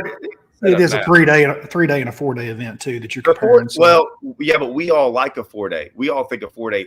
We usually move up the more days you. But it is harder to win a 4-day event than a 3-day event for sure. For sure. But I'll take my chances on a 4-day than a 3-day. I think 3 days. I agree. It's so hard to win 1-day and 2-day events. The more days you give, I think the guy that's on them better. And Gary West brings up a good point. Poche's fishing both right now. He's fishing this year. It worked out though. I agree. That's the BPT side. I'm thinking more or less the tackle warehouse side of the deal. Yeah. Burge is an example opposite of he can't. Poche. Burge started off to fish all of them and then decided somewhere in there that it was just right. It's too much. Yeah. So, but anyways, I'm gonna look at the schedule. I would really the payout. I mean, I don't think they're going to increase the payout by this astronomical amount. So that is what it is. It's really about. I mean, that off limits and some of that stuff. I'd care more about that. I know they can't ever do away with the info deal. I get it. And to be honest with you, we've been so long with that info deal that they're just going to break that rule anyway. So it's just I want the off limits, man. I want the off limits. I want a 30-day. I would love getting there for a 3-day practice, man. I would love it. Yeah, me too. It would help out. It would help out every facet of everything. But and then I wanted to sit there. We all know. I don't want to say we all know, but guys, I think everyone y'all would agree. For anyone listening, we pretty much think that they don't do that because of the chamber. They can go to the Chamber of Commerce and present that in a way of going, "Hey, we got guys out here for 2 weeks in your place. Look at the money we're spending." I mean, there's a reason Hank knew how much gas that we spent. Okay, like I said, those guys are good. But that $53,000 going out there a day, I mean, they're able to tell that economy I'm sorry, not economy, that they can tell that wherever they're having out of, that, hey, that's a day, much less they know that. And I don't know if none of y'all fished opens. We do surveys all the time at these places that the chamber does of, hey, what do y'all think y'all ate? How many nights did y'all stay here? They ask us how many nights we stay here. That how many nights we stay here is not them inquiring because they want to know how many days we practice. They want the chamber to realize, hey, we got this many guys staying. They ask us, guys, no one's ever talked about this, but listen, if y'all never fished an open, they ask us, are we staying at a what hotel? How many days? VRBO, private residence. Is it private? And then they are able to take those numbers to that place. I'm fine with all of that. But on the flip side, it's why they can go. It's why they don't want to make it off limits. It's why they don't, because they're going to get more money from that. And once again, I'm okay with them doing that, but it's why we don't like it, because we're like, because there's zero reason why they would not make it off limits except for that reason. No, they have anglers complain. They're like, oh, well, I live there. That's my home lake. I guide there. You're cutting into my guiding business. Dude, I've heard that complaint. I've heard it. That's the biggest BS. That's how I make my living, and you're cutting my lake off because you got it on the schedule. Dude, I agree. Like, I would have no problem telling that guy right there, if you're a guy and that's how you make your living, you need to find another lake to do it. Listen, every single person I know that would guide on Rayburn and guide on these lakes guides on other lakes. I agree. They have zero. But I've heard that complaint. Oh, that's them just mad because they can't go out there and fish for 21 days in a row. Exactly. Yeah. They're lying. I'm calling them out. It's not that it's not true that they do guide on that lake. Everyone that wants to guide on that lake, if they're trying to fish an open, they could be like, okay, for a couple of days, I'm going to go somewhere else. But that's not. I don't want to hear that. That's ridiculous. Well, I will say, in a positive note, I mean, we've talked about a lot of negatives and stuff. And I get it. I mean, everybody wants to focus on the negatives. The positive that I got out of that part of that entire conversation with Hank is the fact that we are going to only 2 places that we've been to in the last 10 years on the opens, and 7 new places that we hadn't been in the last 10 years in the opens. That's really crazy. I mean, if you think about it, that's going to change some things, and it just makes me wonder, where in the heck are we going to go? You know, I don't know, but I don't know. It's big enough. That's big. I mean, that's where I'm at. I'm just like, oh my gosh, are we going to go to these little tiny lakes with 225 guys? I mean, God, and I haven't. So Ross Barnett. I'm glad. Okay. Hey, that answers that. We're not going to Ross Barnett, or possibly not going to Ross Barnett next year. Rayburn's big enough. Was Oneida big enough for y'all? No, it's never is. Not for 225. No. So where else did y'all go to? Y'all went to Harris. I mean, Toho. Toho's big. Yeah, but I think we'll go to Harris the next year. We'll go back to New York. We're starting in Florida, so I mean, Florida may still but we might have that could be Texas. Yeah. That could be. Ann said, I am glad he brought up the whole Bass Pro thing. I always hated the fact that we have to go to like these. They're constricted to lakes that are. And I think it affected them too, right? I mean, I don't. Obviously they were getting paid for doing it, but it made their scheduling very difficult. Yeah, I'm really hoping that you don't see. One person talked about Richland Chambers doesn't seem big enough. I agree. No, I mean, that place is a junk hole, anyways. I know, but I mean, there. you look at places. I think looking at the NPFL schedule that got released last week and just some of the buzz that I've heard, I think Eufaula, Oklahoma is on that list. I do. I think you're right. I do. I think Eufaula, Oklahoma's on that list because somewhere down there they've come up with some money to start paying tournament organizations. I know that they've been in discussion with all 3 organizations. I know that NPFL put it on their schedule. I wouldn't be surprised to see Eufaula, and I will tell you that yes, I am excited about that, and it is plenty big. Em said it's too low for NPFL. I mean, I did see some stuff early in the year that water level. Yeah, it is lower. It is considerably lower from what I was told. Nobody's been down there in a while though, so that's probably a good possibility that it's on the list. Yeah, I tell you, an elite event. I was talking to a guy the other day about it. I would love to see OHIV on the elites now, because I mean it's a small field. No, they need to. That would be so good, man. Like, golly, it wouldn't shock me though. I'm telling you right now, it would not shock me to see OHIV on the list. When was the last time they were in anything? Was that? It hadn't What, been 10 OHIV? years. No, Amistad. Oh. It hadn't been 10 years since there was an open. So that's probably not. No. Yeah, because I fished in. I fished one down there too. I fished one down It's there. been a while though. I mean, we got to remember it's around 2022, guys. It's around 2012, something like that. Yeah. I mean, and he said within about the 10-year mark, but I mean, it could be 7. I'm confusing a Toyota. We had a Toyota down there 3 or 4 years Yeah. ago. Toyota 2 years ago, 3 years ago. But open. You're right. I fished the last open down there. I remember I sight 2012 around somewhere around then. Amistad's probably on the schedule. See, we're figuring it out right here. This is why Hank's going to be I mean, fired it tomorrow. just wouldn't surprise me. I mean, I think I tell you, you might see a Toledo Bend. I mean, it's been it's been 6 years. For instance, when? No, Toledo was first year. Yeah, it's 3 years ago. They The had first an year we open? fished. Oh, yeah. that cold one. It was a cold weather one. The one Gleason one. Yep. So I mean, Right. there's a possibility Toledo's it not won't there. be there. Man, the West Coast guys are really screaming, dude. I had one of them message me just now. He's like, well, make it 150 boat limit. Like, if we can't get 150 boats, then you guys don't come. But, like, there's a lot of people screaming for the West right now. A lot. Well, and Smoke's a buddy of mine. He fishes the West Coast, plays Warzone with me a bunch. And Smoke, to answer your question, there was a bunch of talk about the West Coast, about partnering possibly with One Bass. And just quite frankly, they just can't get the numbers up to make sense currently out west.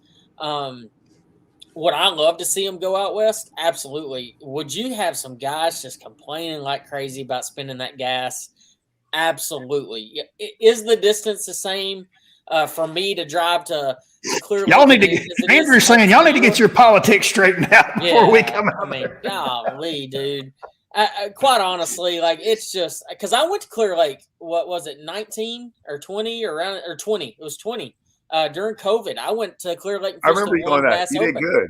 Yeah, it was a great turn. I think I finished like 12th, or I don't know what place it was. It was good though.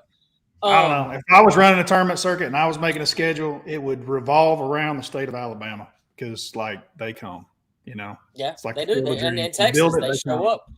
Yeah, but you can stay in that circle: yeah. Texas, Oklahoma, Missouri, and that's kind of the western border.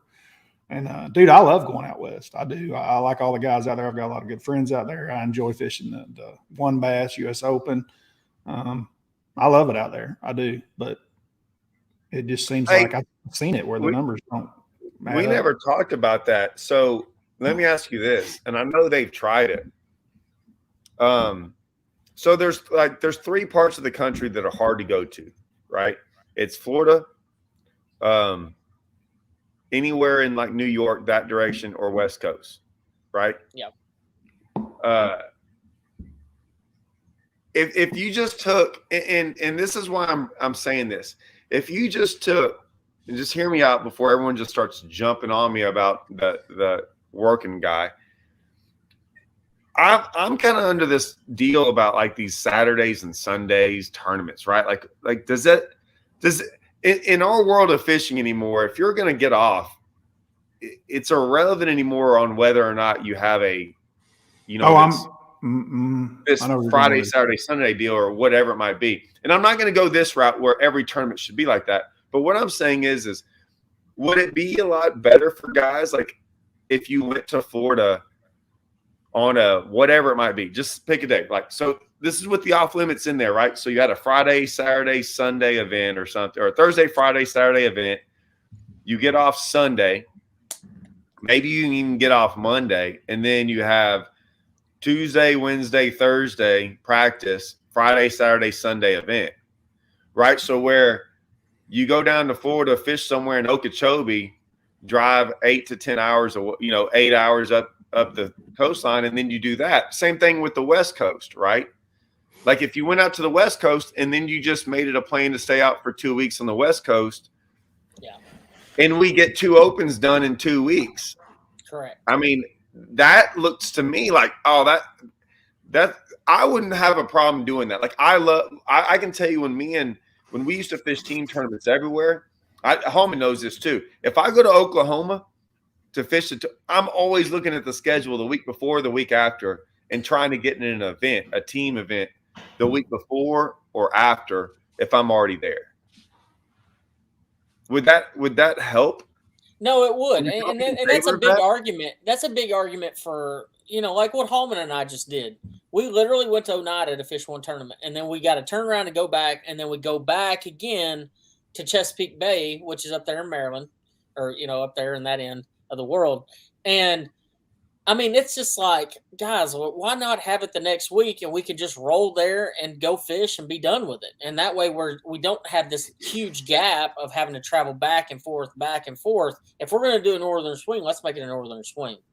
And I'll say this too, because I talked to Hackney the other day. He was driving up to the St. Lawrence, and he was like, he wasn't complaining. He was just like, man, driving. We got talking. And he was like, yeah, I hate it like this. I'm like, what? He goes, man, we just had too big of a break. He said, I get back home and I love being back home and everything. And it feels like it's weird again. Like I got to get back out on the road. He's like, if they're all in order like that, he's like, it's just so much easier for me to just go hit them all, knock them all out, and then come back home. Like I said, this is in a perfect world, but I wanted to see what y'all thought, if that makes more sense to y'all. Because in West Coast, if I'm going for 2 events on the West Coast, because I'm not really for so I'm really not for it, because it's such a long drive. But, I guess that wouldn't be too bad. No, I agree completely. I say, though, that you actually have to limit it at 2, though. You don't want to go 3. You don't want to go 3 because 3 is like an exhaustion level event, basically. No, but you also wouldn't have 3 on the West Coast, just like you wouldn't have 3 down south, or you wouldn't have 3 in New York. You can knock out that in 2 weeks, and you're going to probably hit it. If you go up north, you're going to hit it on the best 2 weeks of the year, right? You're going to be like, all right, this is when they're all get going, just like St. Lawrence did. And I mean, think about that. If y'all had gone to Champlain and then St. Lawrence in back-to-back weeks, that's a vacation. No doubt. I mean, I would go do that. You know what I'm saying? Like, shoot, I don't even care if I made a check. It would be so much fun. Well, and I think that's to the point of, I feel like we're still living in the Stone Age of bass, and to a certain level, in all organizations, for that matter, is that we're like, okay, well, we're going to schedule this one now, and then a month later, we're going to schedule it 100 miles away from the other one, but a month later. So we got to double the gas. Instead of thinking progressively where we're at nowadays with the gas prices at $5 a gallon, $4 a gallon, let's knock them out in a row and save ourselves basically 6 additional days on the road. Look, I understand this whole conversation we're having, but if all the scheduling was put to us 3, right, you're not seeing the thing that would the obstacle that we would have is the obstacle that they have. It's not just about the open schedule. It's about the federation schedule. You got to work around the elite schedule, the college schedule. I mean, you've got to work around all those schedules, and then you're still trying to not get opens on top of certain. I mean, it's difficult. Yeah. And even if it was left up to us 3, we're not acknowledging the obstacles. I mean, if it was just the opens and that's the only schedule we had to worry about, yeah, I mean, you could do that, but that's not. But that's still why we don't. But it's why we don't like going to the West Coast or up north. It's why it still makes it hard though. It's still something that makes all these things tough. So one thing that you brought up, and you kind of brought up 2 things, and then you went one way and kind of left one out. One of them was the fact that tournaments not being scheduled on the weekends anymore. And I'm a big proponent of that. You saw that in the Toyota event that you ran into with the high school where they had 3 or 4, I don't know how many kids they had, but there was a lot of high school kids on Texoma. And Texoma's a big lake. But because of cancellation days, it put the entire field and the high school group all on the same lake for a 1-day event on Saturday, which was tough for everyone involved.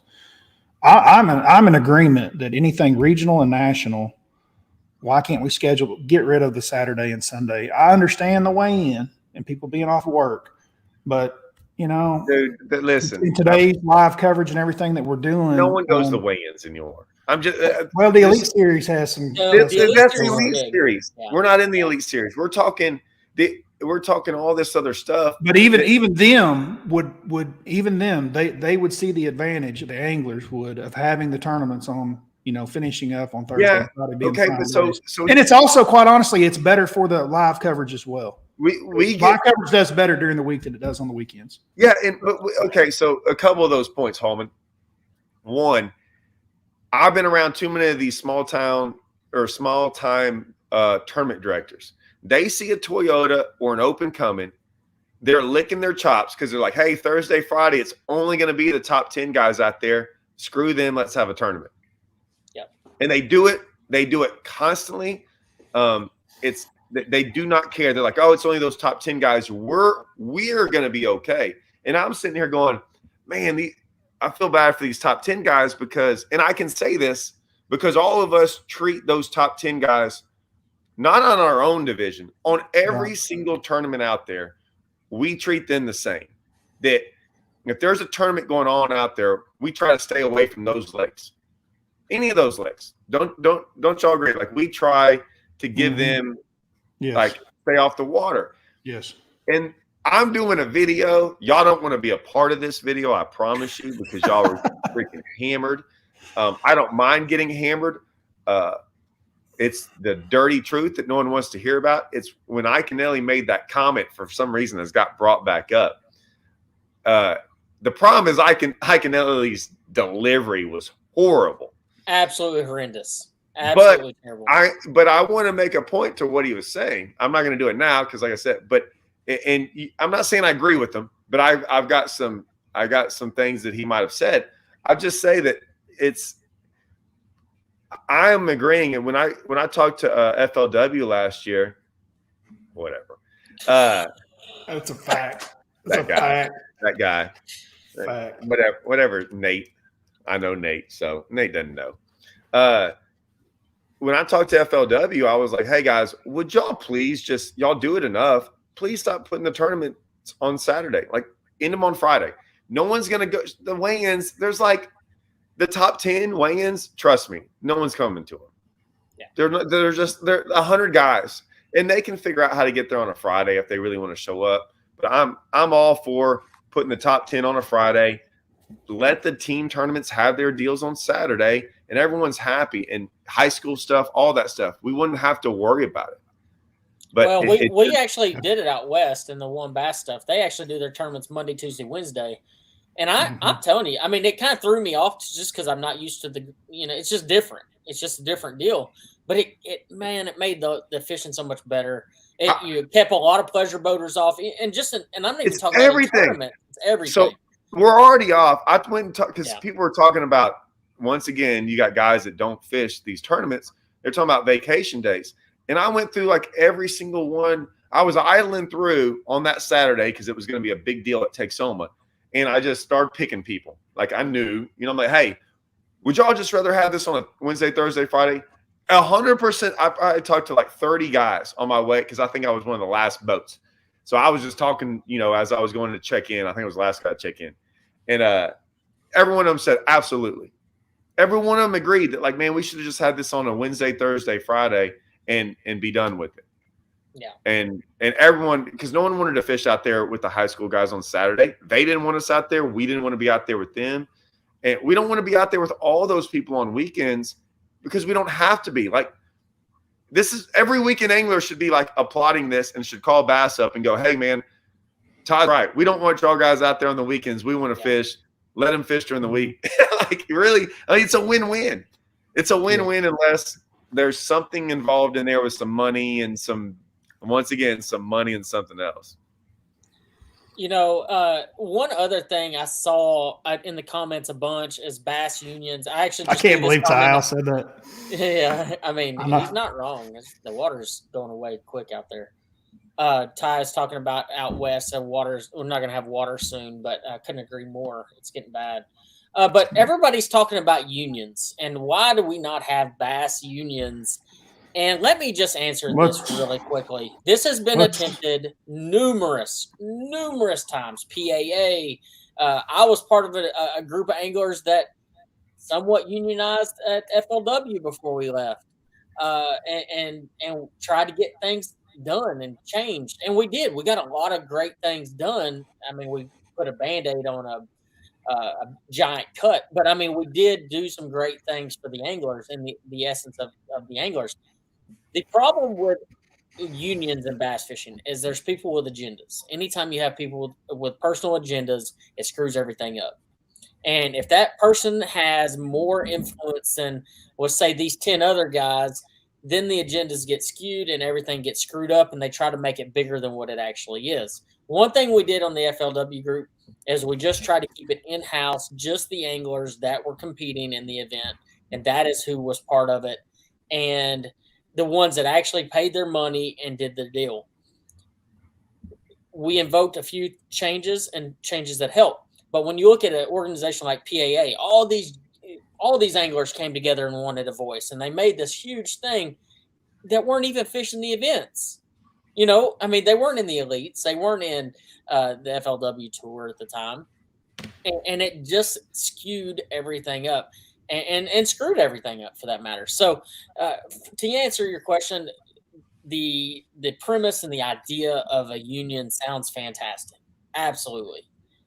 But, and even in FLW, I will tell you this, and I've never talked about this. There was a lot of people, I'm not saying a lot, there's 10 or 15 guys where we did the FLW deal that refused to to be a part of it because they were terrified of the organization. And or there were members on that committee Yep. that flat out did not vote for something that was black and white, obvious for the betterment of the overall group of anglers, and they would not vote for it. It was a bad deal, and I lost respect for a couple of guys that were on that committee because of that. But it was basically back to their personal income, and they couldn't bite the hand that fed them, and that was a rough deal, man. I was really surprised that happened the way it did. It was a very black and white issue. I do think it got straightened out over the long run, but man, that was a bad deal. PAA same way. There was a lot of moving parts in that. But Patriot, we didn't elect them. Yeah. We did not. They picked them. We didn't elect that. It wasn't a true union. Yeah, they picked them. Let me piggyback up on that.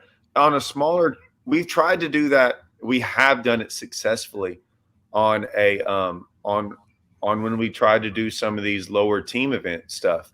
And I'll never forget. Like, I've been in a couple of those meetings, and luckily, I mean, I've been able to talk to some of those tournament directors because they really wanted help and advice. Like, they were just they were legit guys, and I'll stand behind those guys. And I said, hey, all I'm going to say is this: when we have this first meeting, when you listen to what they're saying, start asking yourself why they're saying it. And that's what I do with everyone. That's what I did with Hank and everyone. Listen to what they're saying, why they're saying it, and ask them why. And if they don't have a good reason that helps the entire trail, then you know that there's something behind that doesn't make sense. And so when we got done, and I was I was up against the wall against everyone. And I walked out of there and I said, man, I'll never be with this group again. And luckily the tournament director called me and he was like, hey man, I heard it all. I heard what you were saying. I listened to those other guys and none of it made sense. I'm like, okay, good. I wasn't the only one. Cause like, you can hear it. You can hear the agendas of where it comes in. And like Hallman said, everything that you hear all of us talking about the opens, we usually have a reason behind what we're saying. So if we every time you heard Hallman or Andrew give them suggestions about whether it be off limits or any of these things, it wasn't because y'all were going to benefit. It was like everyone should benefit, and as a whole, we were going to benefit. It wasn't how can Hallman sneak his way into there. That's the problem with these unions, is whether it be money, whether it be a sponsorship, whether it be, they'll have other agendas in mind. And I'm just telling you, it sucks. And I'm sure Hallman was a part of the PAA. Me and Andrew didn't fish it. Andrew was a part of the other with FLW, And MLF did this. And the thought process, that was a union that took off and went a different direction. I'm not speaking for y'all two, but I should. All three of us thought that was actually in a premise, a phenomenal idea of what they were doing. But it only takes 2 or 3 guys to put their hand in there and start controlling that more and more, because they're the ones with influence and power. And you start to see things happening and you're going, this isn't what I signed up for. And they can sugarcoat it all they want to, but we saw through it. And that's why we can't have them. I'm not a union supporter anyway. There's guys all on here. I mean, these are all different political views, and I don't want to get into them. But I'm anti-union. I'm all for, you know. I don't like that. I like a free market. I'm not either. None of this has to do with union stuff. It was just about how it got. I'm talking about the fishing side, because we don't have fishing unions. I mean, if they want to call them that, they were not one. The PAA wasn't a union. That wasn't not the case of that at all. Mean, and even the FLW thing that I helped organize was just to get some answers, or some questions answered, and to try to make the betterment of the angler on FLW, because there was a lot of things going on, and it makes you wonder, had we had this type of discussion, publicly, would it have been differently? Yeah, that's what I'm saying. Publicly. Would they have done? That's why I applaud Hank for coming on here. Oh, yeah. Regardless of his answers, this would have never happened 5 years ago. There was no way anyone from them would have ever thought about doing this. No. And if so, it had been like every other political show you see out there. It wouldn't have been Andrew and Hallman asking the questions. It'd have been someone from Bass asking the questions, already known what they're going to ask. Well, hey, we're going to clear up these questions. Well, these aren't the questions we care about. So the fact that he let y'all do that, and he had no idea. He had no idea what he was jumping into. No. And it was one of my first comments. Like, dude, he got thrown to the wolves. I don't think y'all were like. I thought y'all did it great. Y'all didn't ask a question that wasn't reasonable. It wasn't like you bashed anything. You just said. I think I popped up and it was about money, like the payouts. And I'm like, all right. But, come on. You have to live in a hole to realize that they weren't good. So, I thought y'all did good. Let's wrap this thing up. I'm done. Yeah, that's what I was about to do. Guys, I do want to clarify for anybody that's watching. We did this particular discussion with Hank Weldon. Don't expect me to have a podcast. I'm not a podcaster. I release some YouTube videos. But in this particular situation, it actually made more sense to bring Hank on live for you to answer questions, for us to ask questions. And quite frankly, like, I might do these from time to time, but my channel is more so devoted to fishing content, fishing tournaments, fishing tips and things like that. So I just wanted to clarify that. There's some buddies of mine that have podcasts, and I hope you go check them out, that stream daily. And there's some really great ones out there. But I did want to clarify that coming forward. You're not going to see me. If you see me streaming, it's probably going to be Warzone. And one other thing I want to say is I keep getting these really negative comments about my headphones. These are my gaming headphones, and this is what I game with. And it actually baffles me that there's so many people that get so butthurt about the fact that I wear these. It has good audio, and I can hear everything, and that's why I wear them. So, if that's really the reason you don't want to watch my channel, then you probably should go somewhere else. Hey, his hat's on forward though. Yeah, my hat's forward. And if God has some time, write a I'm sorry note to his wife, because he didn't get to go eat lunch with her. I know, that was awesome. She was like, I guess I'm getting lunch today. But guys, thank y'all so much for watching. Thank you for everybody that watched this show. Make sure you share it with a friend. There's a lot of people talking about this. Go follow Todd Castledine on YouTube. He's got a great series at Deep Waters going on right now. And obviously he kind of spoiled a new video that's coming down the pipe talking about some other stuff about the tournaments and bays and all that stuff that we don't need to be a part of. But Todd has a ton of content. Let me just tell you right now, he's doing a great job. And go check out Bradley Hallman Fishing on YouTube. He just released day 2 this morning. Y'all need to go check it out. I know what happened, but y'all don't, and you need to go see that video because it is really good. So, guys, thank y'all for coming on, and I will see y'all on the next video.